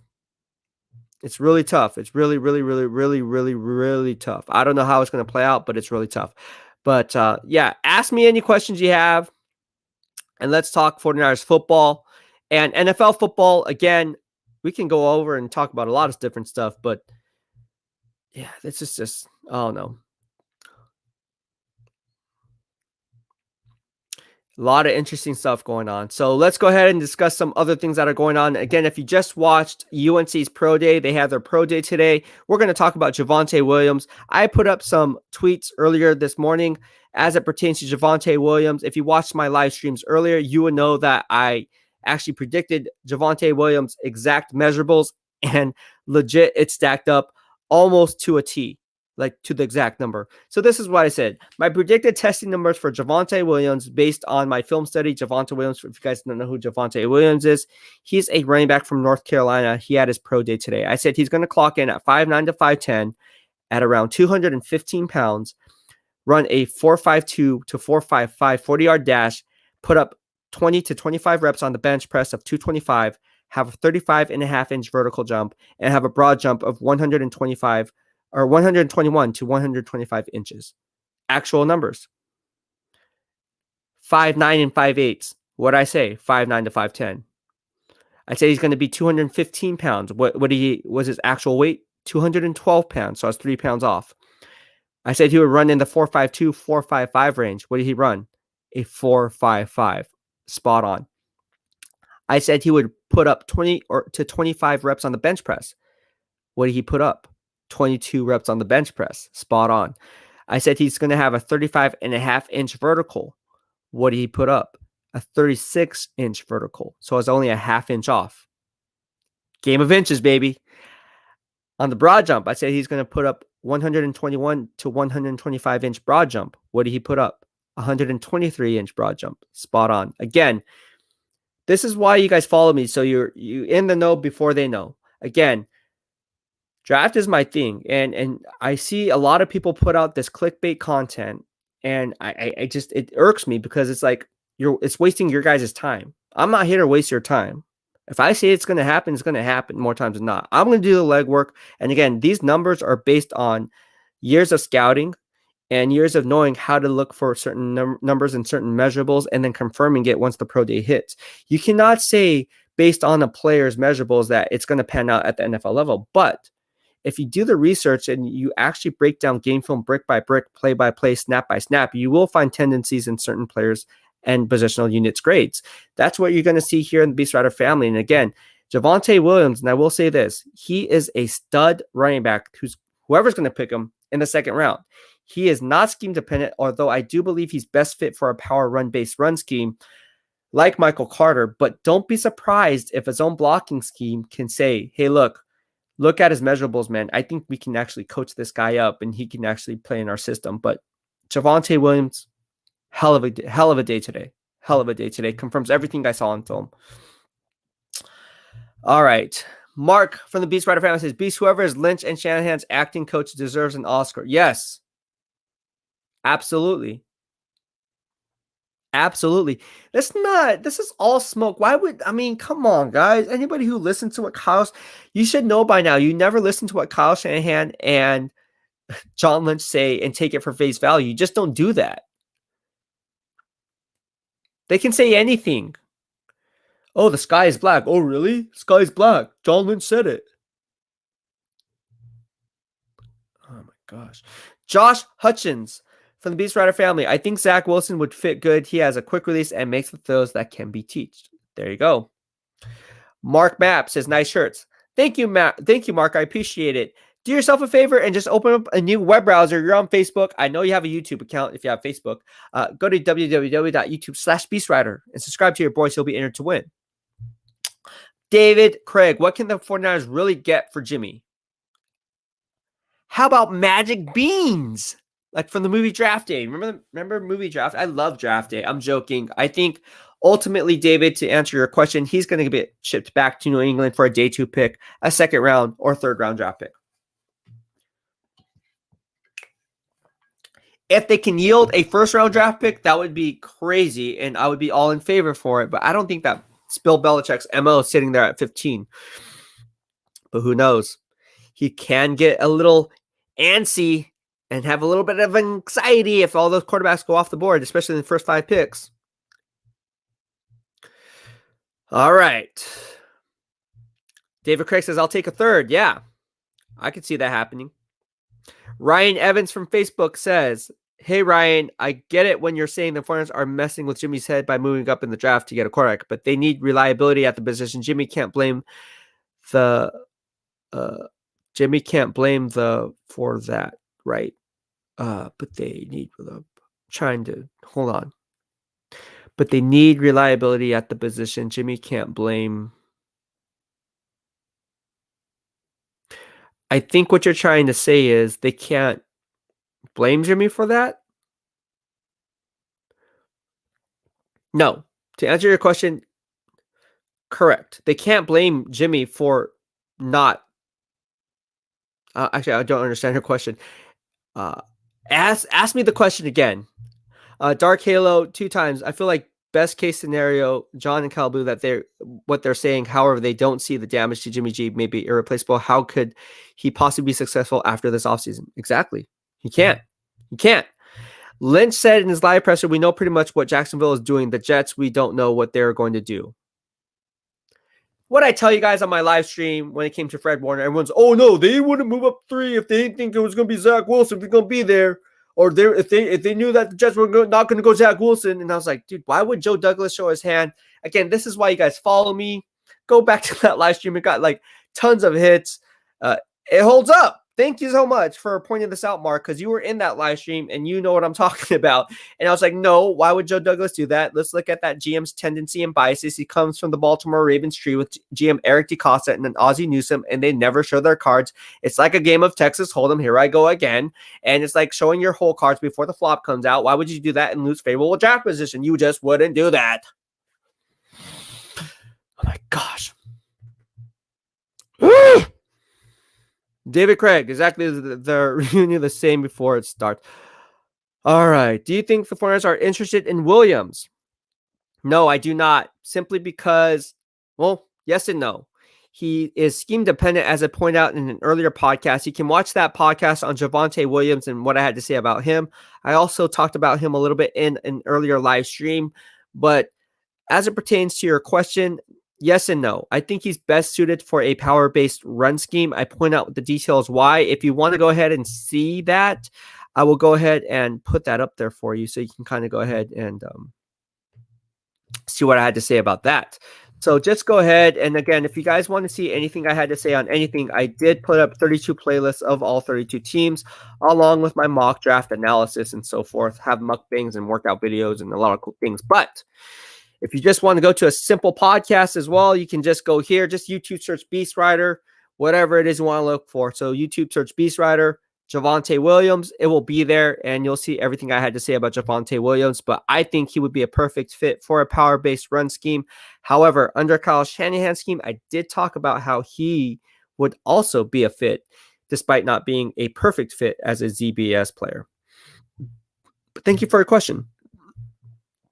I appreciate it. Josh Hutchins from the BEASTwriter Family. I think the Niners definitely got to get a secondary guy on the next pick. Maybe a guy like Samuel Jr. will be available by our next pick. He could be a sleeper, I think. I don't think he's a sleeper because I woke that sleeping giant 3 streams ago. Asante Samuel is going to go in the second round, so he's not a sleeper, but I do like the pick that he would possibly make a play in San Francisco. However, the 49ers are in a win now mode. So if you're looking at it from a GM perspective, you don't want to pick up a guy like Asante Samuel and waste that pick because you already have the top 3 cornerbacks who you paid money to, Jason Verrett, Emmanuel Mosley, and Nickelback K'Waun Williams. So if you roll in a guy like Asante Samuel, it would only be as an insurance policy in case Jason Verrett and K'Waun Williams depart in free agency next year. What you don't take into account is the instant gratification versus long-term gains of actually signing that player at that pick for this year. They're all in this year. They signed a lot of players to 1-year contracts. So they're getting a guy on Alex Mack, bringing back guys back like Trent Williams, Kyle Juszczyk. They're all in this year. And when you do that, you want to create a perfect storm this year. And how do you do that? Well, you're going to have to fill in the weaknesses, even if that means diminishing the value of the pick by reaching for need, because again, you're in it to win it this year, not in future years. So if you're sitting there in the second round and you're sitting there at what they pick number 43, you're going to have to fill a need to where you can get the most value and the most percentage of snaps at that position that you're currently slated to pick. Because again, you're in it to win it this year, not next year, not 2-3 years down the road. Because again, 1 more year with Jimmy Garoppolo, 1 more year, 1 more year, 1 more year, 1 more year. But thank you. I like that analysis, though. I totally agree with it. I like Asante Samuel just like you, Josh. So thank you so much for tuning in, bro. I really appreciate it.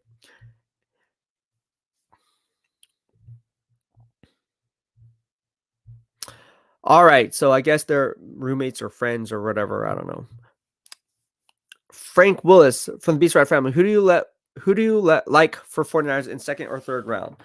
I am actually going to do another live stream on that, but getting back to who do I like in the second round, again, we just pointed out Asante Samuel. I think he would be good, but again, if you're in a win now mode, you have to go after players to where you're going to see the most percentage of snaps played in their rookie seasons. And how do you do that? Well, you look at the roster, right? They got Jaquaski Tartt back. You bring back Jimmy Ward. You got your secondary is pretty much set. I just mentioned, right? K-Wall Williams, Emmanuel Mosley, Jason Verrett. Your linebackers are set. You have Samson Ebukam, Dre Greenlaw, Fred Warner. All right. So I'm going to have to look at edge rusher because I'm not sold that Nick Bosa can sustain a full 16-game schedule. Now, I did point out that he's going to be the reigning defensive player of the year candidate when it's all said and done, but I need an insurance policy in case he goes down because we don't have Kerry Hyder Jr. He just bolted to sign a 3-year contract with the Seattle Seahawks. So with that being said, who is really going to take on that leadership Leo role or pass rushing role if Nick Bosa goes down? You don't have anyone. Can you count on Eric Armstead? Absolutely not. We've seen it. He's Dana Stubblefield 2.0. If Nick Bosa is there, probably might lead the league in sacks. If he's not there, probably revert back to his freaking his old self, which is basically two sack a year guy, 3 sack a year guy, no more than five sack a year guy. So getting paid $85 million to be that guy and he's not that guy, I mean, that sucks, but it is what it is. So what are you going to do there? You got to bank on, can you bank on Javon Kinlaw being a consistent interior rusher? That's only if Nick Bosa is healthy. Again, I said Javon Kinlaw is going to have anywhere from, I know people are calling me crazy, but I am actually bullish on Javon Kinlaw more so than I am on Eric Armstead. I think Javon Kinlaw is going to put up around 7 to 9 sacks next year. Crazy. 7 to 9 sacks, or 5 to 9 sacks, excuse me. The number is 5 to 9 sacks. I think Javon Kinlaw is going to put up if Nick Bosa stays healthy. If Nick Bosa goes down, that's going to have a domino effect on the whole line.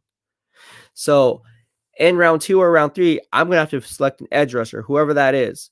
Now, we don't know how the draft board is going to play out, but I like a guy by the name of Quincy Roche out of University of Miami. I talked about this in my earlier podcast in my top 5 players to watch at the Senior Bowl. Quincy Roche was one of the guys. He balled out of control. I like Quincy Roche. He's a baller. David Craig from the BEASTwriter Family says Jimmy G is going to need therapy after all the smoke and mirror. Yes, he is, if he's not already getting therapy right now.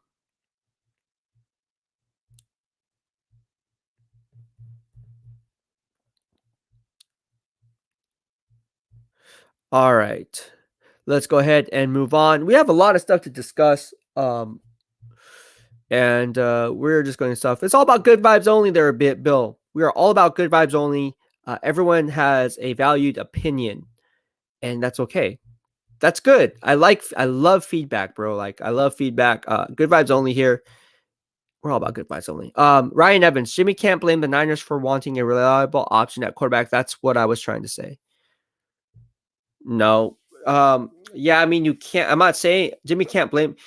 Jimmy's not blaming the 49ers for wanting a reliable quarterback option.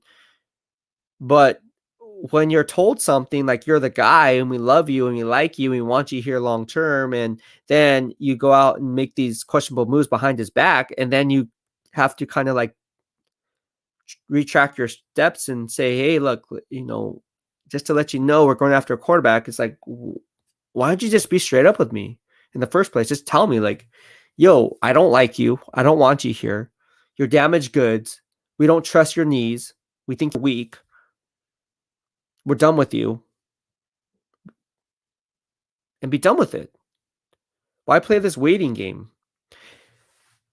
Why play this waiting game with Jimmy Garoppolo and say, oh, yeah, one more year. Again, it's almost like going through a divorce and you're signing the divorce papers and it won't be finalized until one more year, but then you have to sort everything out and go your separate ways. So to be cordial with your significant partner, you'll be cool with her for one more year. That's all I got to say. John Zach from the BEASTwriter Family, I think he's saying that he needed a reliable core, but Jimmy can't blame them. Yes, exactly. Jason Ellsworth, he's saying that Jimmy can't play. Yes. All right. If I can't even pronounce your Twitter handle name, but thank you so much from the BEASTwriter Family. After all that smoke clears, Justin Fields would be the pick. Yeah, pretty much. Brandon Green from the BEASTwriter Family. Thoughts on Travis Etienne? He was a beast at Clemson. I like Travis Etienne. He is my number 2 ranked cornerback behind Najee Harris. He reminds me a lot of Alvin Kamara. Again, anytime you have 4.4 speed, he has breakaway speed. I liked him coming out of the flats. He's a dual threat receiver coming out of the flats. He's very shifty, very quick, has a lateral agility, very explosive for a guy his size. He's not the biggest or strongest guy. He is tall on the taller side when it comes to the running back position, but he isn't the tallest guy either. So I really like what I see in Travis Etienne's game coming out of Clemson. I really like the powerful punch he is. He clocked in at 5'10", 215. So again, he's not the tallest guy, but he is big. For a 5'10" guy weighing 215, that means he has pretty low percentage of body fat. I saw him at his pro day.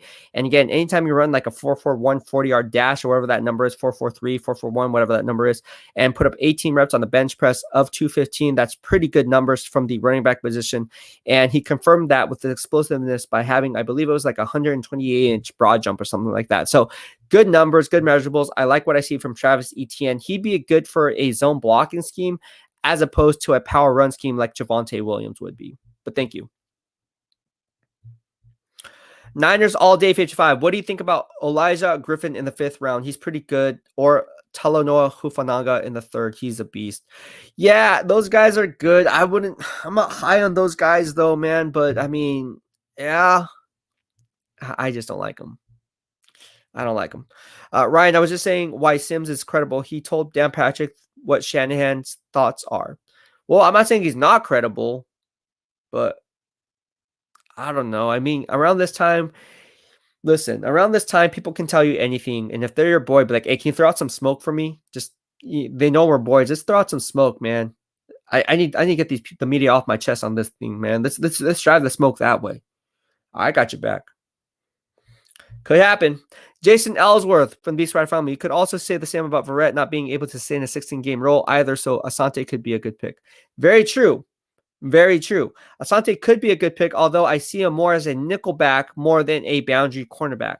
So if I'm a NFL scout, I'm looking at Asante Samuel more as a nickel cornerback to possibly replace a K'Wan Williams. And good point there by Jason Ellsworth. Very, very smart analysis there. I guess you can go after Asante Samuel in the 2nd round. However, like I said, if you're in a win now mode, you're not accounting for injuries because one injury can have a domino effect on the entire season. So if you're in it to win it this year, you're banking on all your healthy horses being healthy for a full 16-game schedule. But good point. Good point. Very well thought out. And I respect that, Jason Ellsworth. Niners all day 55. I was watching Javonte Williams tape. Man is like a bowling ball. He knocks everyone over and bounces all over the place. He would be a great pick for the Niners. Exactly. What I tell, if you watch my earlier live stream right here, or my earlier podcast in this case, but I was also on the live stream. I called him a pinball machine. I call him Javonte Pinball Machine Williams. Reminds me a lot of D'Angelo Williams. Doesn't have the breakaway speed that D'Angelo Williams had coming out of Memphis, but the similar skill sets are there. All right. Edward Rocco from Facebook says, San Diego State, nice. I'm class of 1990. Go Aztecs. Thank you so much, man. Do yourself a favor and get yourself a BEASTwriter YouTube account. Just go to youtube.com/BEASTwriter and follow your boy, bro. Because again, if you don't, you won't be entered for this 49er giveaway that we do every 2:30 p.m. on our live stream. And this is what the lucky winner gets this week is a dry fit 49ers fit San Francisco 49ers t-shirt. And you see all the players wearing it. You see everyone else wearing it, but you can't get it anymore because they don't make them anymore. But I got them right here. So fresh and so clean. Brand new. Go Aztecs. Yes. 1990. I'm class of 2007. A lot has changed since. You were there with Marshall Faulk then, right? Or Marshall Faulk came out in 1994, right? When did Marshall Faulk come out? Now that I'm thinking about it. Miami, but that's awesome, bro, that you're here. Thank you for joining us. Yo, from BEASTwriter Family, Miami is not using their picks after going 10-6. Watson for Tua and picks. Miami is not sold on Tua. There's no way they think he's going to be able to compete against Josh Allen. Interesting take. All right, Mark Mapp. Did you hear that Kittle wants Jimmy G to be his quarterback? How does that affect how the brain trust makes their decision? It doesn't. Like I said this on an earlier live stream. That may be all good and dandy that George Kittle defends Jimmy Garoppolo. He wants him to be his quarterback, but he's not ultimately the one making the decision. It's Kyle Shanahan and John Lynch. Players play, coaches coach, GMs make those executive decisions. It's plain and simple. So no matter how good George Kittle is, he really doesn't have a voice because it's not his call. It's not his call. So Kyle Shanahan can care less. He'd be like, I don't care. Like, you want Jimmy Garoppolo? That's great. But he's not going to be here after this year anyways. He might not even be here this year. D. Wade says, Panthers go Patrick Surtain. Yes, I agree with you on that. In fact, that's where I have them slated to pick right now. D. Wade also says, are 49ers actually going to draft Mac? I don't think so. John Zach says, stop showing them my shirt, man. It's a good shirt. Rosanna Baker, how are you doing for the BEASTwriter family? Do you think Troy won't be a 7th rounder or undrafted? Ultimately, I'm leaning more toward undrafted. He's going to get picked up by somebody, but I wouldn't be surprised if someone took a flyer on him because of his bloodlines in probably the 6th to 7th round. Bill Netflix says, I respect you, Ryan. You at least evaluate things beyond the obvious. Most fans don't do the homework that you do. Thank you so much, Bill. I really appreciate the love and support, bro. I put a lot of homework and thoughts and analysis into my podcast. Fred Warner Sr. even said so himself. Says I'm spot on in regards to his son. Is actually probably quite impressed how spot on I've been. But it's what I do, man. I've been doing this for years. I've been doing this since 1999. So this is nothing new to me. The only thing that's changed is you learn something new here or there. But right now, it's pretty much clockwork now. I can do this in my sleep. So again, thank you so much for pointing that out. And again, I do the legwork. I have my own grading system. So when I compare players and talk about, anybody can talk about certain players' skills, but then break it down brick by brick, play by play, snap by snap. What do you look for? How do you grade this snap? How, like, do you really know what to identify on this play? I mean, really, when you see people do game film, it's like, he's just saying that he made a nice throw. Oh, he threw off platform. Okay, so what do you say? What do you mean by that? Oh, he just went out of the pocket and made a nice throw. Did he throw on the right shoulder? Was he being accurate? Was he deep downfield? Did he look on the other side? Was he going through his progressions before making that throw? See, there's a lot of different factors that you have to take into account. And that's why it's like, I said, you know what? I'm going to start this BEASTwriter Family podcast because I've been doing this for years. People need to know the truth. They need to know what's really going on. And they really need to follow somebody who really knows their stuff. And I feel like I really know my stuff. Obviously, everything checks out. I'm more right than wrong. Obviously, I'm not right all the time. And I'll call myself out. I'll be like, dude, I messed up. Like, for instance, I thought Trent Williams was not going to be re-signed by the San Francisco 49ers. I said it was going to come down to Kyle Juszczyk and Jason Verrett or Trent Williams. Ultimately, they signed both of them. They overpaid for Trent Williams, which is fine. But you know, the homework that I put behind my analysis and in-depth insights and stuff is never for clickbait. You guys all know that. So that's why when I said, oh, the Dolphins are going to trade number 3 overall pick, you guys actually were like, dang, it might actually happen. And boom, it happened. When most people who don't follow me were like, oh, that's clickbait. It's like, okay, we'll see. All I say is time will tell. If you ever notice in my comments, I say, okay, time will tell. Because we never know. I could be wrong. You could be right. We just never know. We just never know. But thank you so much. I appreciate it. Mariah Faithful Lee from the BEASTwriter Family. What is Kittle supposed to say? That's his homie and the starting quarterback at the moment. He's going to say, I don't want Jimmy G as my quarterback. Come on. Yeah. What is he supposed to say? What is he supposed to say? Jason Ellsworth. Kittle even said he has no say in what they do. So whoever is they, yeah. There you go. Basically echoing what I just said. Telling you. John Zach, with all these one-year deals and losing those picks for the 3rd pick, how can we get younger and replace some of these one-year deals, Tart and Verrett? You can't. You can't. And the reason why GM John Lynch made this move is because this is his last hurrah. This is John Lynch's one more year. One more year. One more year. Everyone's talking about Jimmy Garoppolo, but hey, this is also John Lynch's one more year. That's why he made this power play move. GMs who make a splash right before they're fired or let go, these are the types of moves that make that come to fruition. I'm telling you guys, John Lynch was looking at this saying, you know what? I can't be married to Jimmy Garoppolo and tie him to my fate here in San Francisco. I'm going to make a splash, and I don't care if it pans out or if it doesn't, but I got to swing for the fences somehow, because if I don't, I'm out anyways. So I need to swing for the fences. That's what he did. That's what he did. Let's call it what it is. Aaron Singh, Niner fan from Twitter says, if Niners trade Fred, who do they draft to replace him or sign a free agent, or we already have one on the team? Nope. The answer is no, no, no, and no. There's no one in free agency. There's no one in this draft. This draft class is weak for the middle linebacker position. Nick Bolton is not the answer. In any other draft, he would be graded a second-round grade at best in my grading system, so not the best. Not the best. Free agency, there's no one out there. Unless a cap casualty comes into play, I don't see that playing out. So they're just going to have to take a wait-and-see approach. There's no one replacing a guy like Fred Warner's caliber. Tommy Huxley says, Grant says, Niners know Jets aren't going quarterback. Interesting. He must know something I don't. Mark from the BEASTwriter Family, word on the streets as well is Mac Jones is crazy football smart. Would you say Jones and Wilson are most game ready if need be? Yes. Yes, absolutely. Absolutely. Absolutely. Our future is going to be rough again. Absolutely it will be. Yep. Absolutely. All right. So Bill says, Mark's, that's exactly what Sim says. Mark, so I think there's an intelligent take. All right. Let's see here. We're going to have freaking Jerry Yang come on the show for Yang Mondays. I'm going to hit him up right now and see if he wants to go ahead and do this. You down? Come on. But anyways, yeah, we're going to be talking with Jerry Yang, co-host of the MJ Sportscast, also known as the Yang and Tang Show. And I'm just hitting him up right now, see if he wants to come on. And usually it's 2:30 p.m. on our live stream, but hey, we are now an hour and 40 minutes into it. Good stuff. Good stuff. All right, so go ahead and ask me any questions you guys have. We'll be sure to answer them the best we can. All right. And again, we got more comments. Here we go. All right, so I'm just going to scroll through some comments you guys have here. Wow, a lot of quarterback stuff. Let's talk about some of the other things here. Obviously, we talked about Javonte Williams, talked about Chaz Surratt. Let's talk about Michael Carter.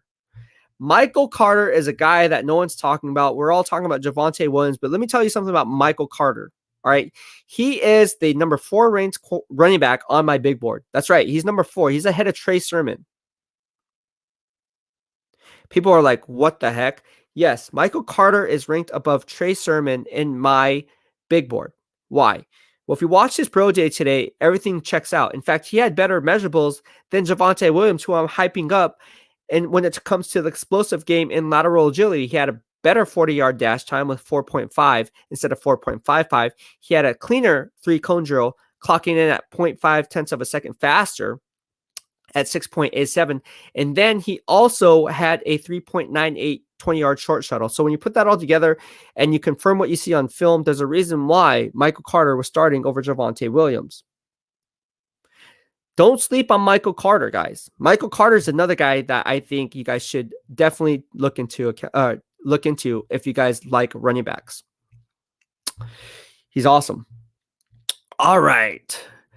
Let's go ahead and talk about some other things here. All right. Tommy Huxley. McGlinchey gained 15 pounds. They say he is also working out with Kittle. That's cool that he's working out with Kittle. I wonder if he works out at Westca Gym, which is my buddy's gym over in downtown San Jose. My man, Torrey Rain Woodward. If you guys don't know who he is, you probably do because you saw a commercial during the NFL draft where George Kittle was giving love to a fitness gym. Well, that is Torrey Woodward. That is the gym over at Westca Gym in downtown San Jose. Westca. You guys know what that is? Now you guys know. And Torrey is a good friend of mine. He's one of the reasons why I got into bodybuilding. He was my stage coach for my first prep, helped me out. Yep. And yeah, he's good friends with George Kittle. Go figure. Huh. What are the odds? All right. John Zach says it's all muscle. I hope it's all muscle. Yeah, I hope it's all muscle too. I think it is. I think it's all muscle. I think at this point, what George Kittle's probably trying to do, if I'm taking a guess, is he's kind of bulking him up, getting him on the right diet plans on the types of foods to eat, but also working out on his power strength. I think he needs to work on his lower half. I think he also needs to work on getting stronger up top and really how to use your leverage to your advantage. I mean, the guy's what, 6'8", if I'm not mistaken, right? 6'8", something like that. Guy's huge. So he can definitely use some weight, some good weight on his side. So hopefully working out with George Kittle, he can get that done. I think it'll get done, but we'll see. All right, so we're gonna bring in Jerry Yang right now. We're just gonna go ahead and send him the link. You guys know Jerry Yang.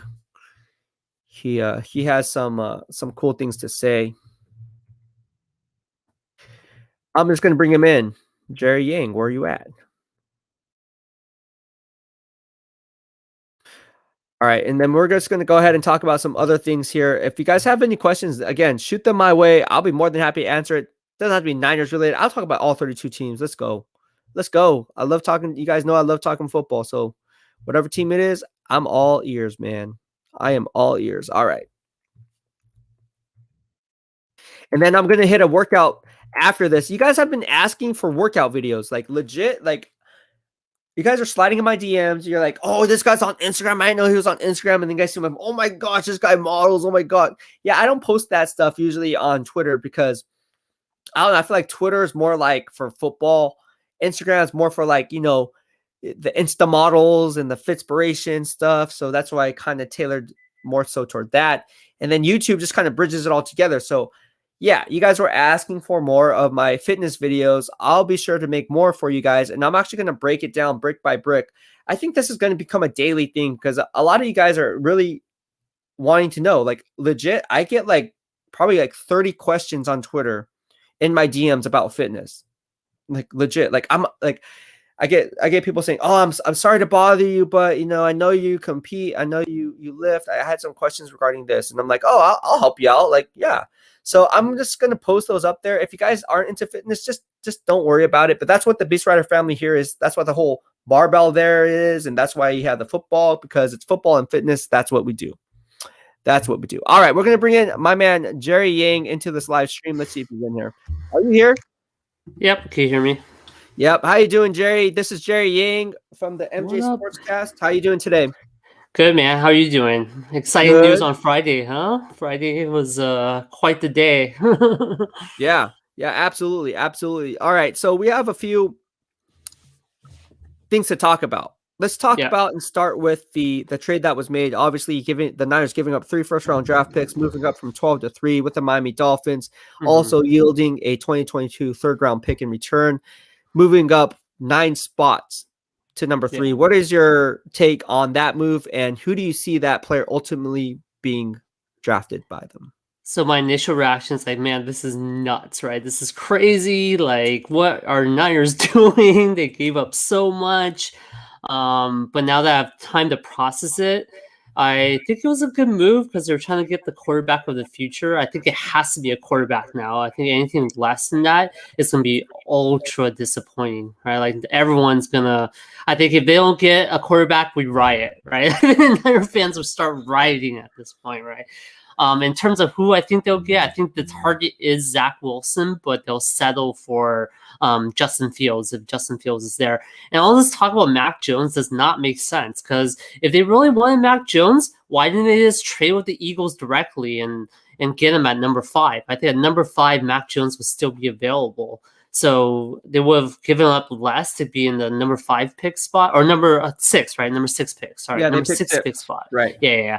If they could trade with the Eagles at number 6 and lose less draft picks and got Mac Jones, because clearly the Eagles are fine being at number 12 because they traded with the Miami Dolphins right after they traded. Good point. Dolphins traded with us, right? So, yeah. So I think it's gonna be Justin Fields. I think all the talk about Mac Jones is a smoke screen. I thought they could have even had a chance at him at number 12 if they wanted Mac Jones, or Trey Lance, right? Like those two guys. I think one of the two would have been available at number 12, but they traded up number 3. I think I agree with you. Either they try to, they really want Zach Wilson, I think, but they'll settle for Justin Fields. But like you said, I wouldn't be surprised if they make a trade for Fred Warner for Zach Wilson, which I think would be a terrible move on the Niners' part. On all the reasons you talked about, just like the leadership in the locker room is one, and also just, you know, you're kind of banking on the future in a lot of ways when I think they are in the win now mode with some of these 1-year contracts. So I in some ways, I don't see it happening, but I wouldn't want it to happen. But I wouldn't be surprised, like you said, if it does happen. Right. And that's the thing. It's like, I'm not saying it's going to happen. Obviously, Fred Warner Sr. is on it. He's, he follows me for a reason. He's part of the Mhm. Beastwriter family here for a reason because he knows I'm spot on. He even says, like, he even defends me. Like, when people try to, like, come at me sideways, like, dude, like, Ryan does his homework. He knows his stuff. Just look what he's Yeah, putting out there. You see it. you should get your Everyone's dad on the show. It'd be awesome to No, hear no, him no, no. talk I mean, about it. there's You stuff that know? we talk about. No, that stays behind closed doors. But, Okay, um, okay, okay. All right, all right. I but, just thought it would but be a good interview. That's all. So. no, yeah, but getting back on topic is listen, look, I never do things for clickbait, but I always do things for making you think outside the box Mhm. so when stuff does come to fruition, you guys aren't surprised or blindsided by it. There's no one that puts this stuff out there. And there's people that try to piggyback on it, but at the end of the day, there's no substance to their analysis. So when they put out this Yeah, stuff and try to beat me to saying, when I put out a live stream and then people are saying, "Oh, well, that's weird." Well, yeah, look at exactly what's going on. There's no substance behind what they're saying. When it comes to me, I break yeah. it down brick by brick so you can kind of tell who's copying off who. Yeah, and you kind of You know can the tell. psychology, I think, of the GMs and the coaches, right? So I think Right. you have that going for you as well. So I mean, the whole thing about it is like you have to really be in the know. Like a lot of the times, that's why I say be in the know before they know, because that's Mhm. why when you come here in the Beastwriter family, you're going to know about things before they happen 3-4 weeks, 2 months in advance. I Yep, mean, I've been saying this whole Jim Garoppolo thing during the year. I've been saying this whole I Fred Warner know. thing back on November 3rd, breaking that. Everything pans out, and I'm not saying, oh, I'm tooting my own horn, but at the end of the day, credibility is based on spot on predictions and analysis. Yep. What gives the competitive advantage of following me as opposed to Joe Schmo? Well, let me tell you, I don't have a crystal ball, but when it comes to being a betting man, I would rather bet on myself than someone Yeah, else. agreed, And the proof agreed. is in the pudding. So that's why when people say, "Oh, well, not obviously not you or but then someone said, "Oh, well, maybe you Mhm. shouldn't do that because if look, we don't have the luxury of working for ESPN or NFL Network where the exposure's already Yeah. there, and then they can go back and pull up their production tapes and say, "Hey, look, this is what happened." Mhm. Right? That's why we're laughing. But That's at the right. end of the day, I have my YouTube receipts and everything. It's time stats on social media, so that's how I gain credibility. Because as someone new, as I cover all 32 NFL Mhm. teams, if some Panthers fans who are in here, that's how I gain the Panthers fans because they're Yep. looking at me like, dude, how'd you know about that? Well, So I'm just that's saying, a right? So it's not. and It's the almost like yeah. I would like to Mhm. know stuff before it happens too. And if you Yeah. knew stuff before it happens, Jerry, I would be like, you know what, Jerry Yang Of guy's course. freaking. No, I'm being serious though, right? It's I like know. who doesn't want to know the That's future?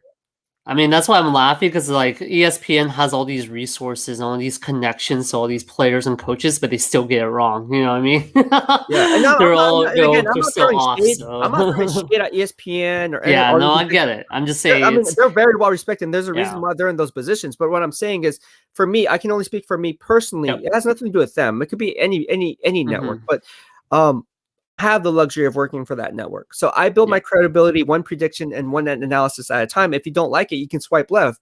Just don't be mad when stuff comes out and you're like, oh man. And someone else that follows me Mhm. that follows me like, oh yeah, I knew that like 3 weeks ago. That's Yeah. all I'm saying.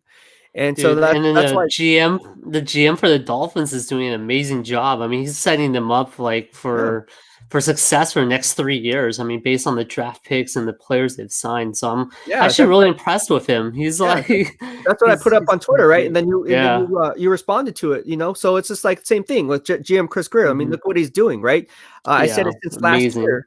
I said it since last year. What has he been doing brick by brick? And Dolphins fans chime in. We want to talk about the Dolphins, man. We have a lot Yeah. of Dolphins fans. We have a lot of Steelers fans. We have a lot of Pitt. Here, this guy's asking right here. Yeah. Tommy Huxley, Steelers fan. Or he's not a Steelers fan. Are the Squealers. Steelers going to improve their run game? Yes. And Of short course, answer they is don't yes. have James Conner anymore, right? So they have to. I Right. mean, Right. there's not going to be anyone worse than James Conner at this point. So that's So why James Conner is still a free agent. He hasn't been signed by anyone. no, So and I he's think, down, and yeah, he's he's gonna work. done. He's done in Pittsburgh. He He's ain't coming done, back. right? Yeah, he ain't coming Um, back. so all right, so we talked about a little bit about the blockbuster trade. Now let's talk Hmm. about the Fred Warner potentially being moved. Right, I Yep. broke it down brick by brick. Fred Warner's dad was on there. He obviously provided his analysis and his thoughts on it. Yep. Ultimately, we both don't want it to happen, but we wouldn't be shocked if it did. Right. Secondly, there's a reason why he hasn't been re-signed yet. That's something that no one's talking about. Yeah, and they have the money to do it, right? So it's kind of curious on why they're holding off. I think they're going to see how the draft pans out. And like you said, if they want to move up to number 2, then they probably would trade him. But if they somehow get Zach Wilson at number 3, I think they would re-sign Fred Warner as one of their first things to do. So I think, in my opinion, I think they're just holding off until the draft and seeing what they can do there and have some type of trade ammo going into it. Yeah, exactly. And listen, like, the thing with the whole Fred Warner thing is people were not watching the podcast. If you read the comments, they're saying, why would I saw. And I have to explain myself at the gym in between my sets, like, oh no. watch the podcast, but being polite about it, right? Like, of course, I mean, would I really sit down for a 2.5 hour? Actually, I would, but I mean, some people don't. Right? I mean, you're on this live stream for 2.5 hours plus, so I think you would. Yeah, absolutely. But at the same time, it's like, you know what? Like, please watch the pod. How can you criticize something you have never watched before? Yeah. It's like criticizing a like Asian food, right? Like, let's say let's say if I wasn't Chinese, part Chinese, and I was like, dude, Chinese food sucks. And be like, have you ever tried it? No, I'm being serious. Have you ever tried it? No. Then how do you know it sucks? You don't. So when people say, oh, like, why would the 49ers give up Fred Warner to, for a first round pick and that's it? It's going to cost more than that. Of course it will. It'll cost the 23rd overall pick. That's why I say you have to watch the whole entire podcast. Otherwise, you're not going to be in the know and you're not going to be able to connect the dots. And that's why people in the BEASTwriter family, they know that they do, like, because they're loyal. The BEASTwriter family is very loyal here. And that's what we're trying to build. And again, I'm not always right, but at the end of the day, it's like everyone in the BEASTwriter family has their own opinion, which is great. I love it. And the engagement here, no matter what team you root for, it's all about good vibes only. And it's funny because you see people coming in, especially on Facebook, on Twitter, who kind of like don't know what the heck they're talking about. And then they try to go sideways on me and then calling it an opinion when it's really an attack. Yeah, I know. I agree. And then they get mad at me for coming back at them in a professional manner, but it's almost like you're challenging my work. This is what I get paid to do. You're challenging, saying I do a bad job at my job. So you're saying, so I'm going to come back at you in a professional manner and tell me why. Why am I bad at my job? And then they just crickets. Because there's no sense to it. So I think it's a way that people state it too, right? I think when they come at you, it's like there's two ways to say. They can say, "Oh, you're absolutely wrong," or they could say, "In my opinion, you're wrong." I think that subtle difference is the key to being respectful and not respectful, right? So I think if people really do respect the game and respect their analysis, they will say in a more respectful way, I think. Right. So, and again, here in the BEASTwriter family, you don't have that. Like, legit, like the people here in the BEASTwriter family, they all have an opinion, and you don't have to agree with me. I don't want people agreeing with me all the time, because I want to think too. Like, I want when people say, "Hey, like my man Jonathan K28." He's not just Jonathan K. Shout out. What's going on, bro?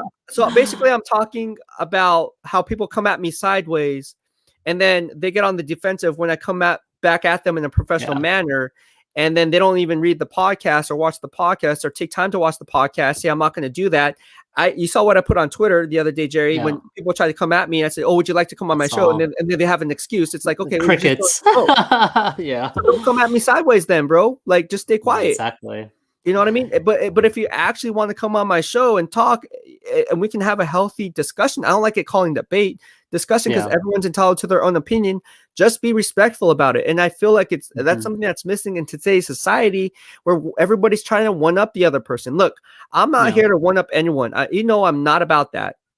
Right. But when someone attacks my work, I take that very personally, because it's an attack on my credibility. And when people say, "Oh, well, you're not verified on Twitter," and then I have to come back and tell them, actually, I am verified on Twitter. And then I remember that. I was like, "Oh, that guy just doesn't know."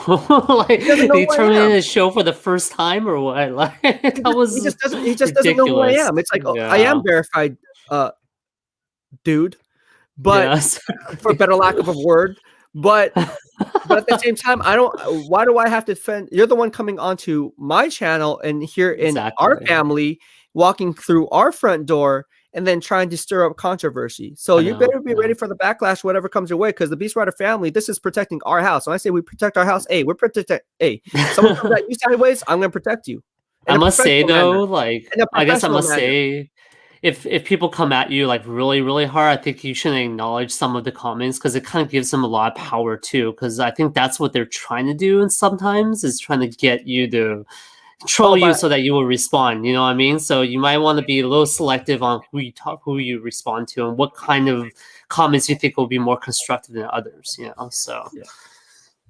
Yeah, the whole thing about it is there, like Jake G right here says, "Damn, bro is in the fields," and he's saying, "I don't even know who this guy is," but at the same time, like it's not about being in the fields, bro. Let me tell you something. If you were in a position to where someone said you suck at your work, like if I came at you sideways and just say, "Hey, you suck at your job, bro," how do you feel? You're horrible at your job. What do you do? I don't know what you I do, mean, but you you're have to say horrible at it. why, right? I mean, you can't just What's say, the "Hey, why? you suck," but why? What's the Tell me why? more. How can I improve? Exactly. You know, so Exactly, and it's like, and it's not about being all up in my feels. Trust me, I have thick skin. You're not in this business. The whole Asian rate hate stuff comes Mhm. from people on Twitter, people on Facebook. You don't get it much on YouTube, but not saying you can't get it. You get it everywhere. You can, If you look at my Twitter timeline and you see the Asian hate that comes on through, it's nothing new to me. yeah, it's horrible, I've horrible been getting though, it since right? day one, bro. Yeah, I absolutely. actually like the tweets and I retweet them. And people who know that, I can repost it right now. And people be like, oh, dang. I could put all these people on Yeah, blast right now. I'm not afraid to do it. good. They put it up there. Shoot. You think it's funny Yeah, now? We're going to find out. yep. They'll get what's coming to them, They'll right? get what's So coming to them.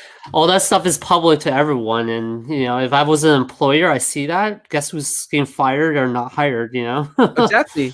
And all you have to do is check the IP address and you'd be done. Come on, bro. It's not Yep. that Yep. hard. It's not Yeah, that it's hard. not hard. All right. So let's go. Let's get back on topic, Let's though. see. Back on topic. Smoke screen for Mac Jones on Pro Day. I think it's called leverage, right? That's why he's there. Yeah, Leverage. You know, he's exactly. trying to make it seem like, hey, he's if I think the last thing Kyle Shanahan needs to do is show his cards and say, hey, I'm taking Justin Fields or I'm taking Zach Wilson or I want this guy, right? He'll be in Right. a position of disadvantage if he does that. So yeah, attend Mac Jones's Pro Day. Go to Trey Lance's house. You know, like do all those things that can throw a smoke screen. Heck, go to Devontae Smith's house and then swerve people by saying, "Hey, I'm going to look at wide receivers now too," or look at Penei Sewell, right? Say, "Hey, I'm going Right. to go offensive line now," because I think the less information other GMs have, or even the fans have, the more leverage Kyle and John has now. So I think they should keep doing that. And fans need to just read between the lines and stick to what makes sense, and does it really make sense that they Mac Jones? Like I broke it down earlier, no, because they could have traded with the Right. Eagles number 6. So. All right. So Cardboard King says, Mac Jones and Zach Wilson, who you got and why? I am not sure the Jets don't go quarterback. Quarterbacks run the league. Thank you for your question, Cardboard King. Go ahead. Man, it would have been nice if Adam Gase was still on the Jets, right? I mean, that would have been so much easier to finesse him a little bit more. But I Yeah. think with this new regime, yeah. So he's asking if the Jets would go for QB or he's asking for Niners. He's saying, I think It's hard to tell, I right? think But it's, I anyways, think it's, I'll no, just I make an think he's assumption. asking for he's asking for the Niners because he The says I'm not Niners, sure right? the Yeah, Jets yeah. don't go quarterback. Yeah, I think they're going to go for Zach Wilson if they can, and if the Jets take with Zach Wilson, they'll sell for Justin Fields. And I think Justin Fields is not a bad option. His game kind of reminds me a little bit of a younger Deshaun Watson in some ways, right? So, but you're not spending the Deshaun Watson money or having that baggage of the lawsuits. So why not get a rookie guy on a rookie contract that you can develop from day one?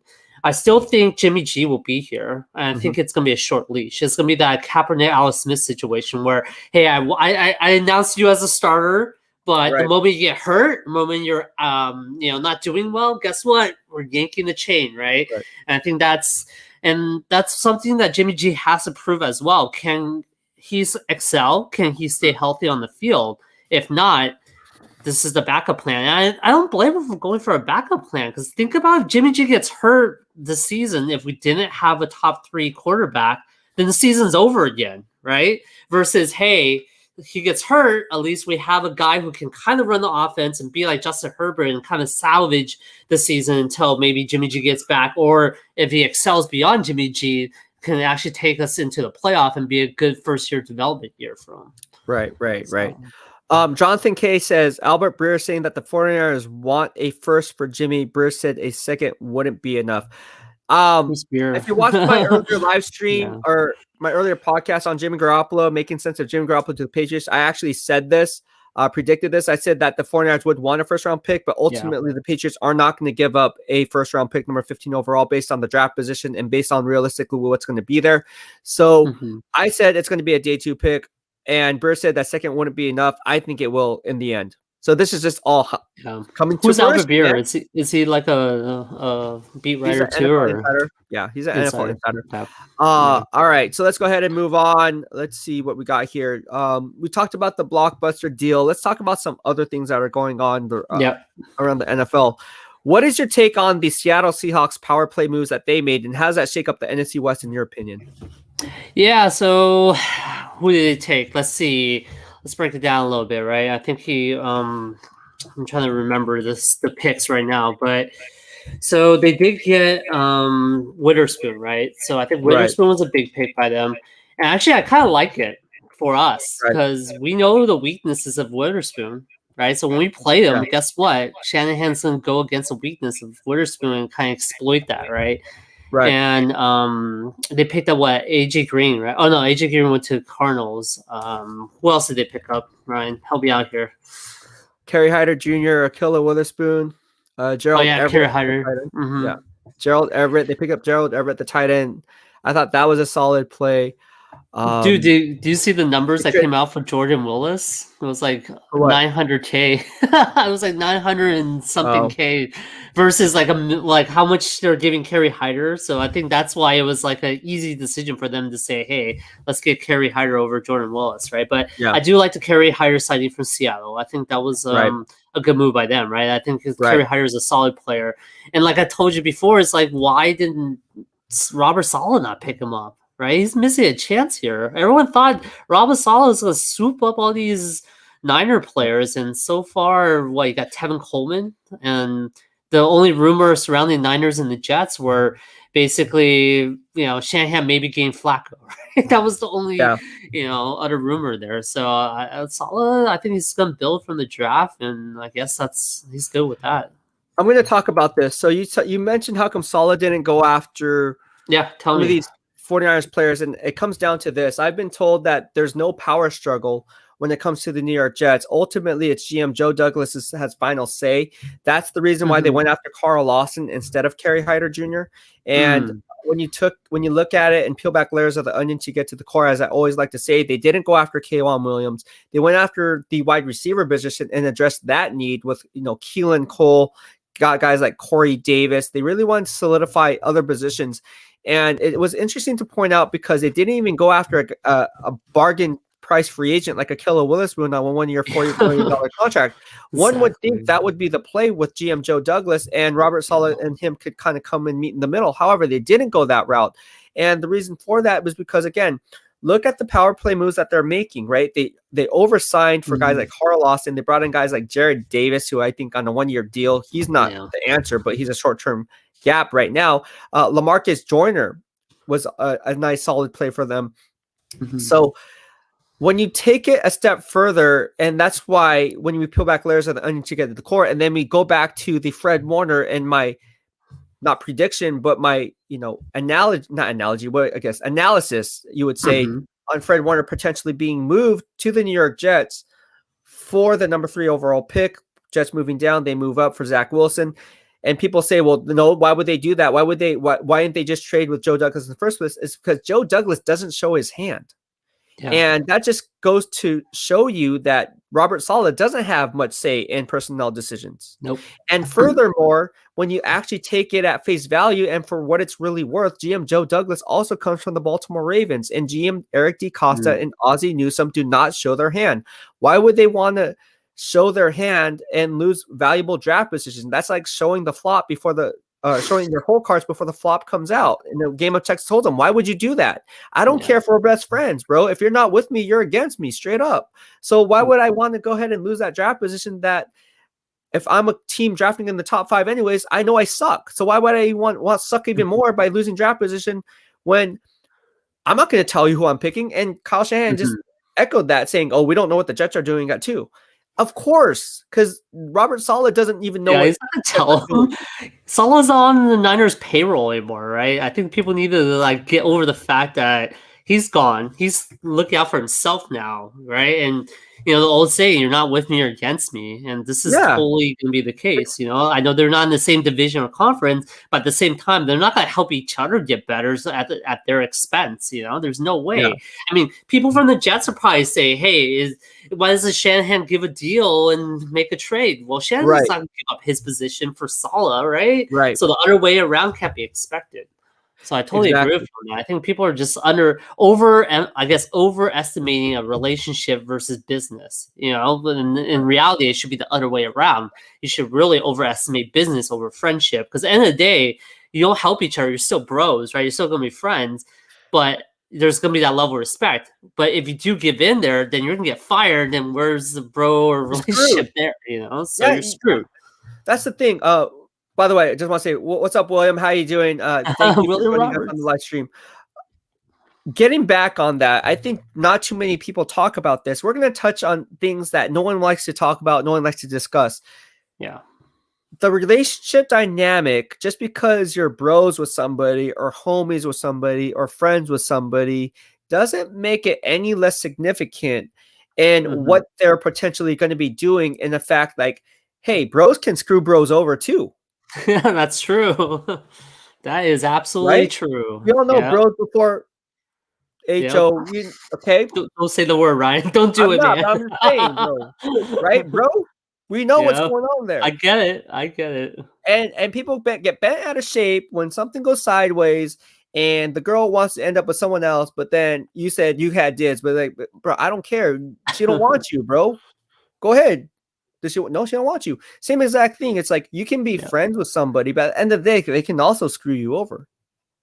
And when it comes to business, it's even more amplified, right? Because at this point, your loyalties is to your company, not with each Right, other when it comes to business. So right. let's not expect a discount there. It's a different situation versus like signing a player, right? I think that's where people are kind of skewing it a little bit. At least a player, they might think about that, but in the end of the day, it's still a business for them as well, right? So I think people just need to think of it as a business more than, hey, this is friendship. You bring great points on the Blockbuster deal, man. That's what the BEASTwriter family here is all about, man. I love it. No, I'm serious. I'm being I honest learned with you. from you, dude. No, no, What no, are you no, no. talking I about, mean, man? no, we learn from each other, right? Like Yeah, we're yeah, all yeah. constantly growing, always constantly learning. The thing I say about this, man, like if you're not growing, you're losing, right? If you're Yep. not growing, you're losing. So that's why here in the BEASTwriter family, I love look at all the engagement here, man. This is Oh yeah. ridiculous, man. This is awesome. Yeah, you have a So lot of good fans out there. Like no, I family. interacted with a few of They're them not too. fans. They're Family, that's family. right. Family. They're That's why I family need to here. talk to you about that thing that we talked about, the chat thing. Yeah. We'll talk They're, about it later, but yeah. that's your best way to keep the family together too. So Yeah, I love it. I love it here, man. It's all about good vibes, bro. And that's what I'm saying. It's like here is like the social media engagement here is all about good vibes only, and I just love it. I mean, the interaction is ridiculous. oh, Anyways, Johnny, how do you pronounce his last name? Alanes? how it Alanes? is? All right, from the Beach Red fan, it says, as a 49er fan, I see the Cardinals as picking up the best free agents this offseason and as our primary adversary to win the NFC West. Do you agree? Go ahead. Oh, I'll they let made solid moves. I think they made solid moves. I mean, getting JJ Watt was huge. And then right. getting the center from the Raiders. I think that was actually more underrated than the JJ Watt, right? I think that's gonna be a Absolutely. huge difference maker for Absolutely. them. I For was sure. like I like cover the Raiders sometimes with Mike on our show, and we're just like, "What are you doing? Why are you letting that guy go?" Yeah. So Yeah. it's that one's huge, I think. So yeah, I think I agree. I agree. Cardinals are going to be up there. I think it's going to be the Cardinals. It's going to be us, and don't sleep on the Rams, right? The Rams with Stafford is going to be really good as well, and they still have Yeah. Jamal Adams there. Right. So we're going to be the best division, like hands up, hands down. Yeah. We're going to be the best division, and Yeah. all these moves are just making us competitive in our division. Imagine we didn't make most of our moves and we let all these free agents walk. Right. We let Trent Williams walk. We let Verrett walk, right? We let all these guys walk. Guess what? We're going to be last in that division easily, right? It's not going to be even a question this season. So at least they made those moves to keep the in-house talent. but they didn't really do much to improve like any outside talent though, right? I Right. think Samson Ibuka was probably their best guy, and Right. that's not a huge thing. And I think they have to make up for it in the draft. And I think I sent this to you on one of the chat comments. If Shanahan and Lynch bust on this draft, and it doesn't even have to be the first pick. If they, get Zach Wilson, and then the rest of the picks all don't pan out, and they end up like getting mediocre, going like 500 or whatever this season, like 8-8, or I guess 8-9, right? Because it's a 17 game season. Then I think John Lynch is out of here, and maybe even Kyle Shanahan. I think this is the prove it year. I think that's why they're made that blockbuster trade, so that they can make this their last hurrah. And I'm glad they're taking a chance. Right? Would you rather have a GM and head coach that's conservative and afraid to make moves? Cardinals aren't, right? The Cardinals are making great moves. They got D-Hop. That was a huge trade that some people might have been hesitant to pull the trigger on. So I think, I think definitely the Cardinals are up there. They're one of like the teams I'm like the most afraid of, right? Mhm. They just need a cornerback, and they're back in the game on defense. I think, despite JJ Watt and Hassan Reddick leaving, right? I think even with JJ Watt there, they're going to have a good front seven, but their secondary is still going to be questionable. But if they get like Patrick Surtain there, or get JC Horn, now we're talking about a legit secondary that's going to be hard to go against. Right. So I would say the Seattle Seahawks are the 49ers' biggest adversary in the NFC West. Really? I do. Tell me why. I do. One, because I know people internally in Seattle, but two, oh jeez, that's cheating. No, it's not cheating. It's not cheating. No, the moves that they made is ridiculously good. I love their Killer Witherspoon move. I love that. Jacob Jackson, right? That's another guy that was like, God, why did the Raiders let that guy go, man? Yeah, Gabe Jackson. Sorry, So I Gabe like Jackson. Killer Witherspoon. I like Kerry Hyder Jr. I thought those were sound plays, killing two birds with one stone. Talked about that in earlier live streams. I think those guys are definitely going to ball out of control. Legit, a Killer Witherspoon. Gerald Everett too, right? You said Gerald Everett. Yeah, but I'll go to the flip side on the offense side. Sorry. Go ahead. Yeah. Akilla Witherspoon is going to be the boundary cornerback for the foreseeable future. They signed him to that 1 year, $4 million contract. But Pete Carroll, make no mistake, is going to teach him the hawk tackling techniques that were made famous by Rocky Seto. And what's going to happen there is you're going to see Akilla Witherspoon win the leverage game, use his height, weight, speed to his advantage that he really didn't do in San Francisco because he was too inconsistent. What you're going to see in Pete Carroll's cover 3 scheme, which is very similar to what the 49ers run, is you're going to see him being used more as a cornerback to where he doesn't have to be so much thinking. It's just more reacting.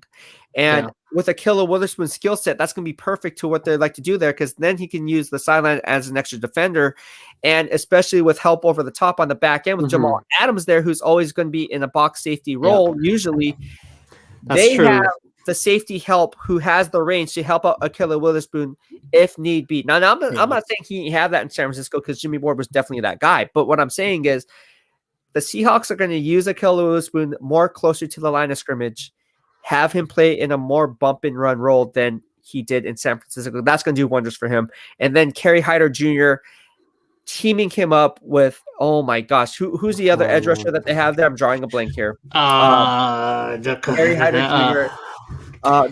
Bruce Irvin, right? Bruce Irvin. Carlos Dunlap. There you go. They brought back Carlos Dunlap. So you have two veteran edge rushers for the foreseeable future. You have Carlos Dunlap, and then you have Kerry Hyder Jr. on the outside. Well, what did they do that back in 2013 to 2016? They had like Michael Bennett, Cliff Averill, right? Veteran edge rushers there. So you see what they're going and what they're trying to do is they're trying to replicate what they had in the earlier Legion of Boom days and replicate that type of production going on and into the future. So I really like what they did with Carlos Dunlap, bringing him back. He's going to do one. I think that was huge, right? Because I thought he was everything. I thought after they got Kerry Hyder, I thought they were going to let Dunlap go, but they managed to keep him and get Kerry Hyder. That's a scary two guys on the edge. But I guess for me, I just hope the Niners can exploit Witherspoon, because they do know his weaknesses, and there's a reason why they didn't play him, right? So that's my only hope for the Niners. But I do agree with you for other teams.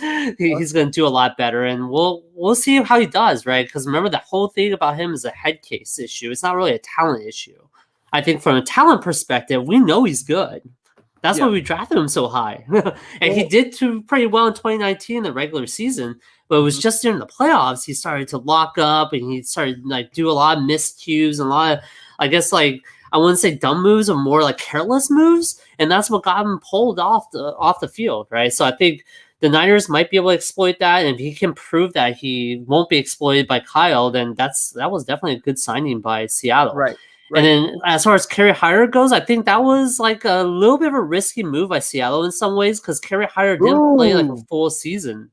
He has less than a season, and you're calling him like the next Nick Bosa or something, right? I know you're not, but I think people are seeing him like that, and based on the contract they're signing, it's not a Nick Bosa contract, but it's definitely a top contract out there. I think they overpaid for Kerry Hyder. Wow. And that's why I think the Niners passed and got Jordan Willis, who I think is not a one-for-one comparison player, but they don't need a number one guy there when they have Nick Bosa and D4 and Samson Ukaba and all these other guys there now, right? So they have Jordan Willis as like a number 4 guy. That's why they spent less than $1 million on him. They're not gonna. Kerry Hyder was never gonna take less than $1 million, and I think the Niners weren't gonna spend more than that. And Seattle took the bait and did it. So that's my hot take, man. No, I would not disagree with you. I think you bring up great points. I would say I don't think that the Seahawks overpaid for him, because if you saw what they gave Carlos Dunlap, he signed a 2-year, $16 million contract, and Kerry Hyder signed a 3-year, $16+ million contract, and then you look at Carl Lawson, who got a 4-year, what was it, like a $60 million, whatever the case may be. Trey Hendrickson, same thing. So I think Kerry Hyder was a good bargain price free agent that they got, and I honestly think Kerry Hyder is going to be a really good plug and play player for them. In fact, Niner fans are going to hate Kerry Hyder. Yeah. As quickly as I can see that. I can see that, though. I can definitely see that. Freaking Kerry Hyder Jr. And then they'll be like, come on, Armstead, pick it up. Come on, dude. You play the same position, dude. Come on, man. Oh, God. Well, come on. It's true. Who's the next? I know. See, that's the thing is, I just don't think Hyder is completely proven yet, right? He's an undrafted player. I think he did well with the Niners, but with the Cowboys, I don't know if he did that well with the Cowboys. I think he was okay, right? But with the Lions and Jets, he was just a practice player. So I don't know. To me, I don't think he's completely proven yet, but maybe the right scheme will help him out a lot with Seattle. So. It's the same scheme too in San Francisco. Yeah, that's the thing. I know. That's good. Yeah. Jason Ellsworth says, "Do you think it would be a good move with them telling Corey Davis that Darnold is the starting quarterback this year for them to pick up Zach Wilson with the second pick?" No. I mean, why would he tell him? I don't think it's a good move to tell anybody that Darnold's going to be starting, right? I think you need that leverage. Well, actually, maybe the reverse is true, actually, right? Tell everybody he's a starter. Yeah. That gives you like tons of leverage. So when you go to the free agent market or you go to the trade market, you'd be like, no, we love Darnold. We're keeping him.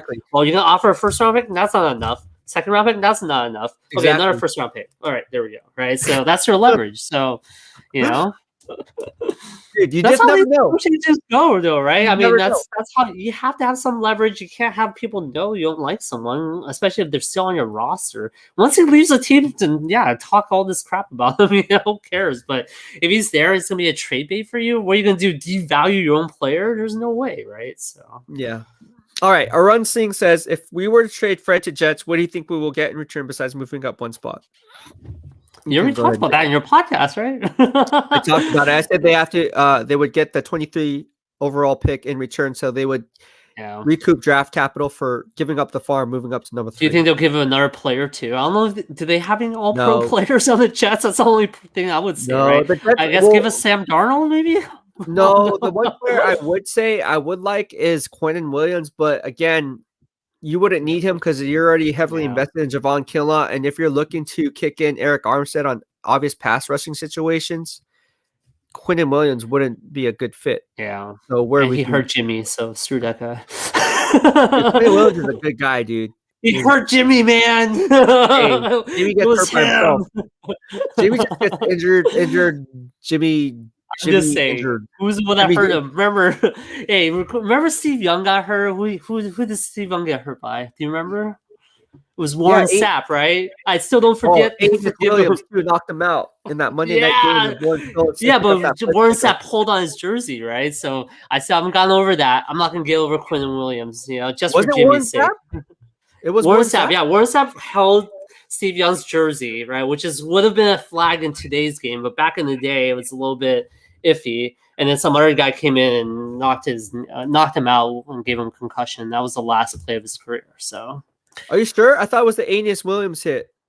Yeah, it was Aeneas Williams, but Warren Sapp held his jersey. That's why Aeneas Williams was able to get in there and knock him out. Are you sure? Yes, dude. Look at the clip. Let's go to the tape. Go. All right, hi.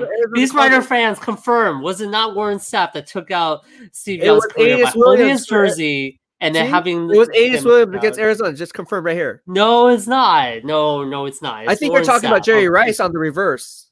I think you're talking about Jerry Rice on the reverse. No, I was about Steve Young, man.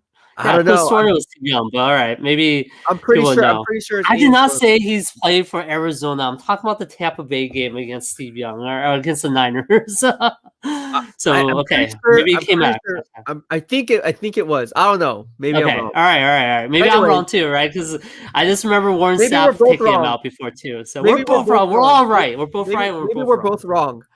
I thought it was. Anyway, I'm gonna watch tape on that tonight so that I can let's move on. Let's talk about the Miami Dolphins. Obviously, they made the move back to 12 and then moved back up to 6. That was funny, right? It was like interesting. I guess who do you think they'll take now? I mean, based on your draft analysis, who do you think they'll take at number 6? So right now, I was working through the mock draft before hitting this live stream. I wanted to go ahead and talk about that. I think at number 6, again, it goes back to my earlier podcast when I said that the Dolphins would trade number 3. They did, and now they're sitting at number 6. Yep. I have them taking Micah Parsons, the linebacker. Micah Parsons. Huh? No one's talking about it, and there's a reason why. There's a lot of talk behind closed doors that Micah Parsons is definitely climbing up draft boards. And don't be surprised because this is a depleted linebacker class that he doesn't get and go into the top 10. Now, the question remains to be seen. If he's sitting there with the Denver Broncos, who are slated to pick at 9, he's definitely going to be their pick. But if he falls off the board, like let's say, the Miami Dolphins at 6, because they need an outside linebacker and they also or inside linebacker, whatever you want to play him. And you also hold the 18th overall pick. You can afford not taking a wide receiver because you just signed wide receiver Will Fuller to that 1-year, $10 million contract with Devontae Tucker and Mike Gesicki. You really don't have a need there. But you really have to read between the lines because why would they move from 3 to 12 and then 12 to 6? You have to think as if you're the GM, Chris Greer. If I'm GM Chris Greer and I'm basing it based on my analytics and how the draft board currently falls, and I'm looking at my horizontal board, there's no one that can replace a Micah Parsons that comes even close. Interesting. At his position. So I'm going to say Micah Parsons. Interesting. Because I've always thought they were going to take wide receiver for some reason, like either Jamar Chase or Devontae Smith. But I think you do bring a good point on Parsons. I don't think I actually thought about them doing that, right? So what do you think the Falcons would take? No one has it out there. Yeah, I don't think it's out there. Okay, so top 3, we know it's going to be quarterbacks, right? Because, maybe, right? Maybe Jets might swerve us. But for sake of argument, let's say top 3 is quarterbacks. At number 4, who do you think the Falcons have? Do you think they're going to go quarterback as well? We know the Bengals are probably going to go with Sewell, right? But right now, so here's another thing. So if you want my mock draft, I'm gonna have to charge you for it. No, I'm joking. $9.99. Just pay. I could. People were saying they would pay for my mock draft, so I might have that membership option. I'm not joking. Hey, it's pretty spot on. People know. And then you can You can actually bet on picks. You know that, right? In Vegas. Yeah. You can bet on picks. Hey, whatever makes me money. But we don't endorse betting here. It's not good. All that stuff, right? Okay, now we can say whatever we want about how much we love it. But anyways, I have Jacksonville Jaguars going after Trevor Lawrence at number 1. I don't think that's a brainer. Yeah, that's not a question. That's given, right? I think, yeah. At New York Jets at number 2, I have them taking Zach Wilson. I don't think they're going to move off the spot, but if they do, obviously I see the Niners taking them there, but Zach Wilson too. San Francisco 49ers, if they stay at 3, they're going to go after Justin Fields. Yep. At number 4, this is where it gets interesting. I don't think GM Terry Fontenot, coming from the Mickey Loomis tree over in the New Orleans Saints, is going to go after and reach for a 4th quarterback off the board. I don't think there's going to be 4 quarterbacks off the board. I have them That'll be Mac Jones, right? If it's number 4, I think. No, maybe. I don't think they go. I know. I'm just saying if they do, it would probably be Mac Jones or Trey Lance at number 4, right? If they go quarterback, right? It has to be one of those. Kyle Pitts maybe or something now, right? Maybe tight end. I wouldn't say Kyle Pitts. They don't need a tight end. I would say Jamar Chase. That's who I have them. Okay, interesting. And the reason I say Jamar Chase is because of the fact that Julio Jones obviously has too much dead money tied to his contract, but what people don't realize is Calvin Ridley is playing in the last year of his contract. So if you want an insurance policy, you need to find that insurance policy for the foreseeable future. You can roll in a guy like Jamar Chase, who's the number 1 prospect, number 1 wide receiver on most teams' boards. In fact, he is probably the number 1 prospect overall and some teams' boards. And he would be a great value pick at number 4 for the Atlanta Falcons. At number 5, you can then double down on that. And Bengals get their offensive tackle in Penei Sewell. I know they got first-round pick Jonah Williams out of Alabama, a few years ago, or a couple years ago. But obviously, they can get 2 bookend tackles for the foreseeable future for Joe Burrow. I guess the Falcons also have Calvin Ridley, right? Are you saying Calvin Ridley is not going to come back, or like? I guess I just said he's in the last year of his contract. Correct. Okay. Correct. And again, if you're looking at leveraging the cap, they have. I mean, there's a lot of money tied up in Matt Ryan and Julio Jones. Yeah. So how do you leverage that cap? You can't sign Calvin Ridley to an extension because he's in that second deal. So that second deal is unless they let Matt Ryan go, right? Maybe Matt Ryan doesn't come back. I mean, Matt Ryan's up there. So if you let Matt Ryan go, then you're still going to have gaping holes. And is there enough money that you're going to fight for Calvin Ridley's services on the open market? When you look at the wide receiver market that's coming out next year, I can bet you Calvin Ridley's going to help reset that market. They don't have enough money, even with the cap savings from Matt Ryan's contract, on whether or not to extend.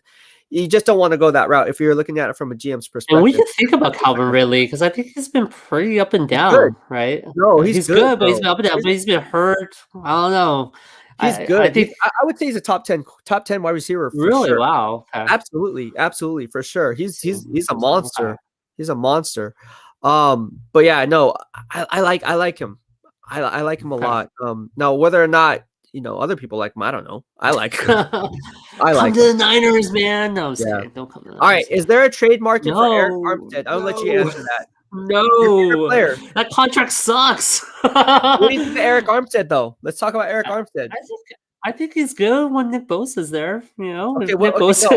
Other players are there, but he's good. But no, I don't think it's worth his contract. And the moment where you're not worth your contract, you're not in the trade market. Who's going to take on a bad contract besides Bill O'Brien, who took on David Johnson, right? And that was a miracle trade, So those things don't come very often. I think the expectation here is if Eric Armstead can make the Pro Bowl by himself last year without Nick Bosa and other pieces around him, then maybe there might be a trade market there because he's living up to the value of that contract. Right. But right now, as we all know, he's not living the value of the contract. That's why we keep talking about wanting to trade him. Guess what? Other teams don't want him too, right? The reason why we're talking about it because no one on the Niners fan base want him. So why would a different fan base or GM or team take a risk on a guy that we already know has all these downsides? So I don't think there's a trade market for him, unfortunately, and I think we need to stop talking about trading Eric Armstead as a fan because that's only lowering his value. So if you really want him out of here, stop talking about him. Just say he's great and move on. So. Eric Armstead is doing it to himself. Thank you for us, Ultimate Report, for your generosity. Yeah, for your draft analysis. Shout out to him. You have to get him on your show. He's like bugging me to get you on. He's gonna come on. He'll come on. I gotta. We'll do the call-in thing or something. I'll help you set that up. All right. Let's do that call-in thing, dude. I know we got to do that call-in thing because that's gonna be money, bro. That's like send out the link like how you put me on. You can kick people out too, right? So just do it that way, and then we'll be good to go next time. But getting back on Eric Armstead. Look, let's talk about that for a second, right? Eric Armstead, to me, again, is a complimentary role player at best. There's a reason he comes at me sideways because there's obviously some truth in my reporting. If there wasn't, Do he you guys would still have bad blood, or do you guys like any bro it out and are good to go why now? would I bro it out with him? I mean, he did it to himself. Okay. I mean, listen. I had to ask. Sorry, I had to ask. No, no. Okay. There's nothing. Okay. Like, let me tell you something. Anytime you come at me personally attacking me, Yeah, that was bad. Yeah, I bad, agree. Horrible. bad is an understatement. It's unprofessional. There's no room for that in the workforce. If he did that in any other organization, what do you think would happen? Yeah, he'd probably get at least fined or yelled at, right? Let's say, hey, Yelled stop doing at? that, Yelled right? at? I think a lot Okay. more. Maybe I not mean, yelled at, fined, right? And take his he'd be Twitter fired. account taken away. He'd be fired. If you did that to Yeah. another fellow employee or someone Oh, else. okay. You're talking about a different company. Okay, I thought you meant the team, right? No, I don't no. think a team would have done anything, even if it's a different team. So No. okay, you mean Oh, no, okay. the team, If he's not a player, he worked in the workforce, is what you're saying. Okay, yes, he would have been fired. Right. right. But even if he was on another team like the Pittsburgh Steelers, they don't put up with that. Yeah. Or Belichick, right? Belichick doesn't no. let you do it in Absolutely press not. conferences, right? So Absolutely not. But what I'm saying is, like, okay, let's talk about so getting back to it. No, there is some obviously, but I always keep it real. If he's having a good year, I will say he's having a good year. 2019, he had a good year. Yeah. He had a good year. Good job for Eric Armstead. But what it goes back to 2020. He just reverted back to his former self, and he just why am I not overcommits surprised? on something. That's Why the am I not problem with him, right? He always overcommits on. Okay, he sees a run, he overcommits on a run, but then it ends up being like a play action or something, you know. Just and then remember, he gets full, yes, you know? just That's remember, his biggest flaw. right? Eric Armstead's family is probably watching this because they slide in my DMs on Instagram, and then Oh yeah, no! if you don't know, yeah, they did when all that stuff went down. They slid in my DM and said, "Oh, well, basically, you deserved it. You shouldn't Oh do." my gosh! I thought they would be apologetic, right? They should apologize for their son, Bro, not do that. trust, Oh man, trust. that's Anyways, horrible. it is, but it is what it is. Whatever, right? Like, it's not my family. Well, like I said, stop talking about him on this show, right? Because No, we all we're want to doing is talk giving about him more credit. No, we're just empowering him, bro. No, it's good. It's good. It's good because Yeah. of the fact, like we everybody wants to talk about Eric Armstead. They want to know what's going on with Eric Armstead. Yeah. You let's call it for what it's worth, right? I have an opinion. You have an opinion. Everyone has an opinion. This year, how many sacks will Eric Armstead have this year? Over 10 or under 10? Oh, dude.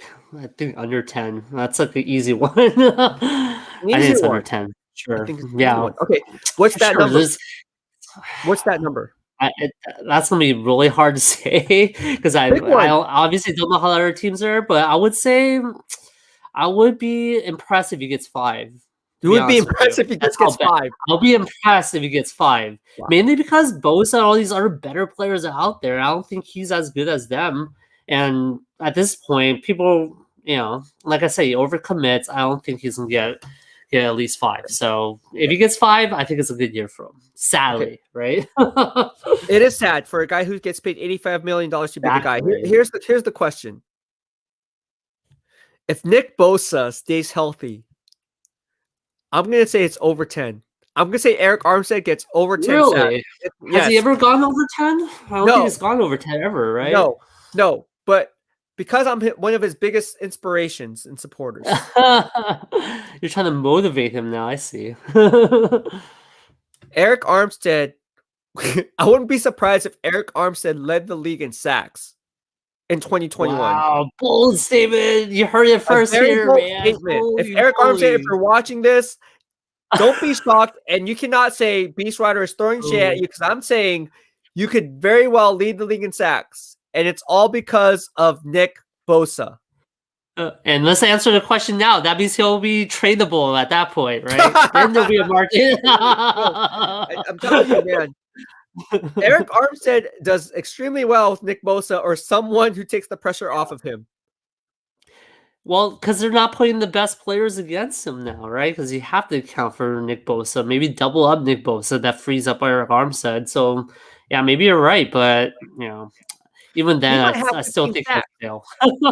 I'm serious. Eric Armstead might have 15 sacks next year. 15. Jesus, wow. I know it sounds crazy. That'll be impressive. No one is saying that's a sack a game, man. At least, right? Or so no one can say, "Oh, BEASTwriter's hating on Eric Armstead." No, I'm I know. literally saying it right now.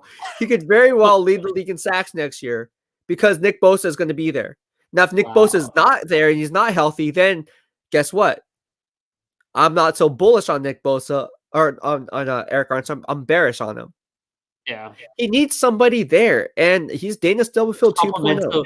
Complimented player. That's not good. We're paying him top dollar for that, so that's And that's John horrible. Lynch's fault. That's why he's on the hot seat. Yeah. That's why You John better Lynch is not on mess the up again. They're a sign for everyone. That's all I hear. What do you So, think about? Okay, so let's go ahead and talk about some other things now. Obviously, here we go. What's up, G from the BEASTwriter Family? What do you think of Nate Jerry signing with the 49ers? What do you think of practice Nate player, Jerry? right? Practice player. I mean, I don't think he'll make the roster. Do you Yeah, think I he'll don't be in know. the starting roster? I I don't know don't if he's think going to make so. the team. That's also Nate, like a 900K or 800K signing a year, so it's not like they're putting top dollar for him to start. So maybe backup player or practice player at best. So I see him being, obviously what a linebacker, maybe a linebacker edge rusher type of a guy. I don't know, linebacker, utility player. I safety see. type of guy. I mean, what do you play the guy? He's only 218 pounds.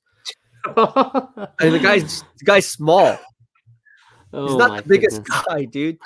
I don't know. I don't think he's gonna make the team. And if he does, maybe special teams. He's gonna be a special teams. Special ace, teams. maybe a Oh special teams man. ace. I don't know, Special dude. teams is the worst team. I don't know. I don't know. What's the point of special teams, Beast Rider?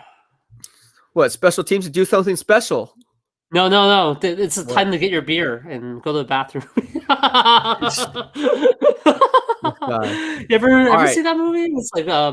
Blue Mountain State. They that was the joke they had. They're like, what's the point of special teams? They're like, field position, sir. No, it's when people go to the bathroom, get peanuts, and get their beer refilled. That's usually true. That's usually true. Yeah. All right, so let's go ahead and talk about some other things that were made around the NFL. So we talked about the Seahawks. We also talked about the Cardinals, the Rams. Let's talk about anything as it pertains to the NFL draft. Let's talk about the draft. Who do you like in the upcoming draft? Like who are some players that maybe no one really is talking about, or maybe they are talking about? Give us some names. Let's hear it. Well, let's go down the line, right? So let's look at QBs, the most obvious. So I think we already know the top three. We kind of talked about it. Trevor Lawrence, Justin Fields, Zach Wilson. But after the top three, I think Kellen Mond's actually, I think if it's a second or third round pick for somebody, it would be pretty good. I think Kellen Mond's greatly underrated there, don't you think? Right. I think he's really underrated on that spot. Kellen Mond's okay. Kellen Mond's okay. He's okay. But for his third round pick, probably that's what I think he's projected for. I think you get a lot of value for a third round pick, in my opinion, there, right? So more than Davis Mills, I think that's my guy that I think is probably overrated in a lot of ways, So I think we're away from that from the Niners, thankfully, right? Yeah. And then I was looking at more footage of J.C. Horn since our last episode. I'm impressed with that guy. I'm surprised more people aren't talking about him. Thank you. So I think he's a good player too, man. He's looks like a really smart player. He looks fast, right? So I think he's definitely a guy that I think people aren't talking about that they should talk more about. So wherever he goes, I think he'll be a steal there. I think from running back, I think you're right about Najee Harris, but I think Travis Etienne's way overrated. I think because he's on Clemson, everyone loves him and all this stuff. But to me, I think he's average at best, And if he's going to go in the first round, I think that's way too early to pick him. Maybe third round or second round will be okay, but no, not a big fan of him. And then when we go down the wide receiver side, I think you're right about Jamar Chase and Devontae Smith are going to be the top two. With I think Devontae Smith being better, but I think most people are ranking Jamar Chase ahead, which I don't really understand there, right? Other than that, I don't know. For wide receiver, it seems pretty thin. I mean, maybe Nico Collins from Michigan might be okay. I have to look at more tape about that guy. Elijah Moore from Ole Miss. I don't know if he's going to be a good steal or not. And then if you look at tight ends, it's Kyle Pitts, and then it's a huge drop off from there. So I don't think that anyone else on tight ends is worth talking about, right? Unfortunately. And then at tackle, I think Penei Sewell is like the easy plug and play, pro day ready, going to the Bengals. And after that, Rashawn Slater looks good as a utility player that could play tackle or guard. But after that, I don't know. Maybe Christian Darrisaw. I think there were some talks about him, or maybe Jalen Mayfield from Michigan as well. But it's pretty big drop off as well, and I think that's why we re-signed Trent Williams, because we obviously can't get Penei Sewell, and Rashawn Slater is not going to fill that hole. But I must say, if we do get Rashawn Slater somehow in the second round, or we trade with the Patriots and get him at 15 or whatever, he might be okay, right? He can complement Right. McGlinchey and other guards in there, and just kind of play a starting role there and be a good firm rookie backup there. So I wouldn't oppose to Slater, and I'm kind of hoping that happens actually. I think a lot of people talk about quarterbacks, how great wide receivers are. How good are your tackles, right? How good are your linemen? I think games are won by your offensive line. So if you can get better with your picks on the offensive line, let's do it. So yeah, I think I just broke down like some of the positions I looked at, and I think I agree with you. I looked at some of the edge rushers. I was looking at some tape there. There's no good edge rushers in this draft. I'm sorry. I'm even the best guy. I think who was the best guy on there? I think they said the guy from Miami was supposed to be one of the best. No, Gregory Rousseau, right? Yeah, so JP says Jalen Phillips good. No, Jalen Phillips is not good. Shut that down quick. Watch him be an all-pro player. No, Jalen Phillips is going to slide in my DM. No. Jalen Phillips is... I have to look at tape at him. So you tell me, Beast. Go ahead. No, I haven't seen tape of this guy, so you have to tell me if he's good or not. I'm leaning on you now. So I've been saying this since day one, even during the Senior Bowl. Like I didn't think this was a strong edge class, and people were like, "What are you talking about?" People were saying it's strong, it's very deep. I was like, "Okay, well, don't follow me then." Like I know, and look at all the free agents are picked up. Huh? For all the free agents getting picked up, our edge rushers are getting top dollar. There's a reason for that. If this rookie edge class was good, then people wouldn't be paying that much for those guys, right? So right, just as I said in my earlier live streams, exactly as you echoed it. So you look at it, you have guys like Gregory Rousseau, Kwity Paye. People talk about his measurables. That's similar to like what Sean Gary did coming out of Michigan. So again, it comes down to consistency for me. The guy I like, who I will say, is I love Quincy Roche out of University of Miami. That guy gets it. He has everything that I look for in an edge rusher, converting speed to power. I think he could be a one-trick pony as a pass rush specialist. If you're looking for a pass rusher, especially in a 4-3 base or as a standing 3-4 outside linebacker, I really like Quincy Roche out of University of Miami. I will say that. Not too many people are talking about him.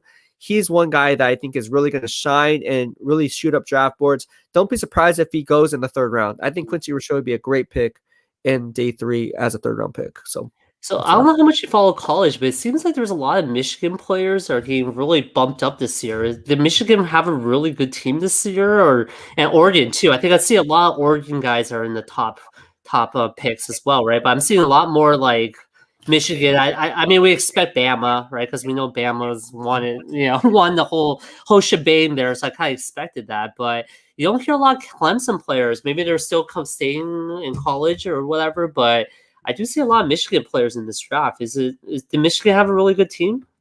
No, they don't. But it's just, again, you're projecting these players and how they project at the NFL level. So even though they might be producing at the college level, as an NFL scout, as a scouting evaluator, you want to go ahead and see, okay, what critical factors does this guy have that we can work with and maybe mold him into the player that we hope he can be. That's the difference between when you look at certain players and then you look at the roster and be like, well, this team went blah, blah, blah, blah. But then these players pan out at the NFL level. Then you wonder why. Well, a lot of times it could be a lot of different factors. Could be the coaching style. Could be the way the coaches are teaching their players techniques. It could be because they're on a horrible team and they weren't able to shine in certain situations. I see. And they were picking up slack for, their teammates' lack of production. So there's a lot of different factors. That's why that guy Daniels got drafted, right, from the New York Giants. Yeah. Wasn't he on he was on a pretty bad team. Yeah. So William Roberts from the BEASTwriter Family says, what about Nick Bolton? So do you know so much? Do you know about him, or do you want me to take this one? No, bro, please take All this right, one. okay, no You're worries. the draft guy, man. So I'm going to lean on you on a lot of this draft stuff. So me and Mike were talking about this. We're like, we could come up with a mock draft. I think we could probably do well in the first round, but after the first round, we're going to be like, who are these guys? You know? All good, all good. That's what I'm here for. So, anyways, Nick Bolton, to me, again, he is not even. He might be the best middle linebacker in this draft class outside of obviously Micah Parsons, if you want to see him as a middle linebacker. But I don't see much of him. I think he's a good 2-down run stuffer, but you're not going to get much from him in the passing game. I mean, he clocked in at 5'11", 237, so he's on the lighter side. So you're not going to really see the explosion that you would expect from a middle linebacker, someone who could be the quarterback of the defense. He did come out of Missouri, so that's obviously good. Checking off the box, coming from a big time school. Yeah. So he did have 4.59 speed, which ranks among best of the of any of the linebackers, of the top linebackers in the draft class. He had a 7.43 cone drill. That is a little concerning for me. He did put up 24 reps on the bench press, so you do see the strength conversion from speed to power there. He had a 32-inch vertical, which is about what I expected based on the film. But all these measurables don't mean much because at the end of the day, it comes down to consistency. And if I'm drafting a middle linebacker to hold up for a full 16-game schedule at that weight and at that height, I'm not sure I want to draft a guy like that in the first round, knowing that I have to take him off on third down situations. You see what I'm saying? Because then the diminishing the value of the pick comes into play with lack of versatility. Well, okay, he's cool on first and second down, but then we have to take him out and sub him out on third downs. Well, what if you're going up against a team like Tom Brady who runs a no-huddle offense all of a sudden? Then you have your guy stuck on the sideline. You can't even sub in and out. He's going to get picked on. That's what's going to happen, right? So, again, it comes down to this. You have to look and think like the GM and what exactly that GM is. Now, different GMs have different tendencies. So you have to think like that specific GM. And that's why I think these mock drafts are so important, because a lot of people just plug and play players based on positional needs. And it's like, they don't even do that. Like, why would you follow this guy and their mock draft? It doesn't even line up. And that's why I formulated my own system and my own analytics and my own grading system and my own mock drafts, is because, like, dude, when I compare it against Kuiper, McShay, Daniel Jeremiah, Charles Davis, Bucky Brooks, I mean, I'm pretty spot on with those guys. Yeah, and I respect all those guys. Those are really well-known guys, so you're beating them. That's impressive. That's why you should charge for your mock draft, man. Well, to be honest with you, I probably will. I probably will, because at the end of the day, I know people. I know people are going to pay for it. All joking aside, I think people would pay for it, and I think it'll be a good reference point during the draft as well, right? I'll probably follow along and see what you do. What do you think of Zaven Collins? That's another guy that I heard from outside linebacker. I like him. I like Zaven Collins. He's my second-ranked outside linebacker outside of Micah Parsons. I think Micah Parsons is better suited for the Sam linebacker position, but I really like Zaven Collins' game. Zaven Collins out of Tulsa, again, he has the height, weight, speed. The thing that I just talked about in Nick Bolton's game, where it was a weakness, it's a strength for Zaven Collins. It's straight for him, right? Yeah, he's like a D4 type of guy where he's actually really good on third down passing plays. So yeah, he can drop back in coverage. He has fluid hips. He actually knows how to like read plays before they develop, which is awesome. He is great at route recognition. That's something that you don't really see from the linebacker position. Usually you just drop smart, right? That means he's smart too. No, so he's smart. He's smart enough to know, like football smart, right? Yeah. Football smart, but at the same time, there's two different types of coverages that you have to think of when you talk about the outside linebacker position.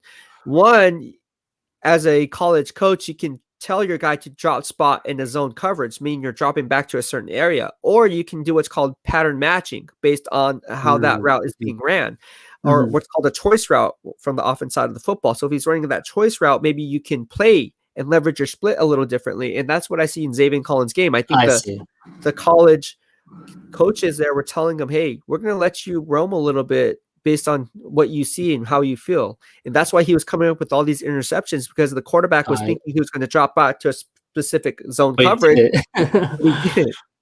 Nice. Yeah, I saw a lot of good highlights of him. That's why I was curious about your thoughts on it. It was one of the highlights that I was like, oh, this looks pretty good. So He's good. He's good. All right, Jason Ellsworth. This is the last question. Then we're gonna bounce out. What do you guys think about the Cards signing Sean Williams at safety? They seem to be adding depth in secondary, so the Niners have to step it up. I mean, they need to, right? The Cardinals definitely need more help on the secondary front. I guess it kind of goes with the philosophy question, right? I think that's why John Lynch never really drafts cornerbacks and safeties that high. He's relying on the front seven to kind of do all the work. I'm wondering if the Cardinals are kind of doing the same because they're not beefing up that position. Sean Williams, I mean, I don't really have an opinion of him because I haven't heard of him, to be honest with you, right? But to me, if I haven't heard of him, he's probably not like a top safety in the league. Yeah. So in some ways, I think they'll probably draft a cornerback because they need to replace Patrick Peterson and add some more depth on the cornerback position. But I think they're relying a lot on the front seven to do majority of the work and trying to use the safety and the cornerback position more as like a prevent or second type of defensive scheme, right? So similar to the Niners, right? Because that's what the Niners is running as well. So I think they're not valuing that cornerback position as highly or safety position as highly. So that's all I can say there.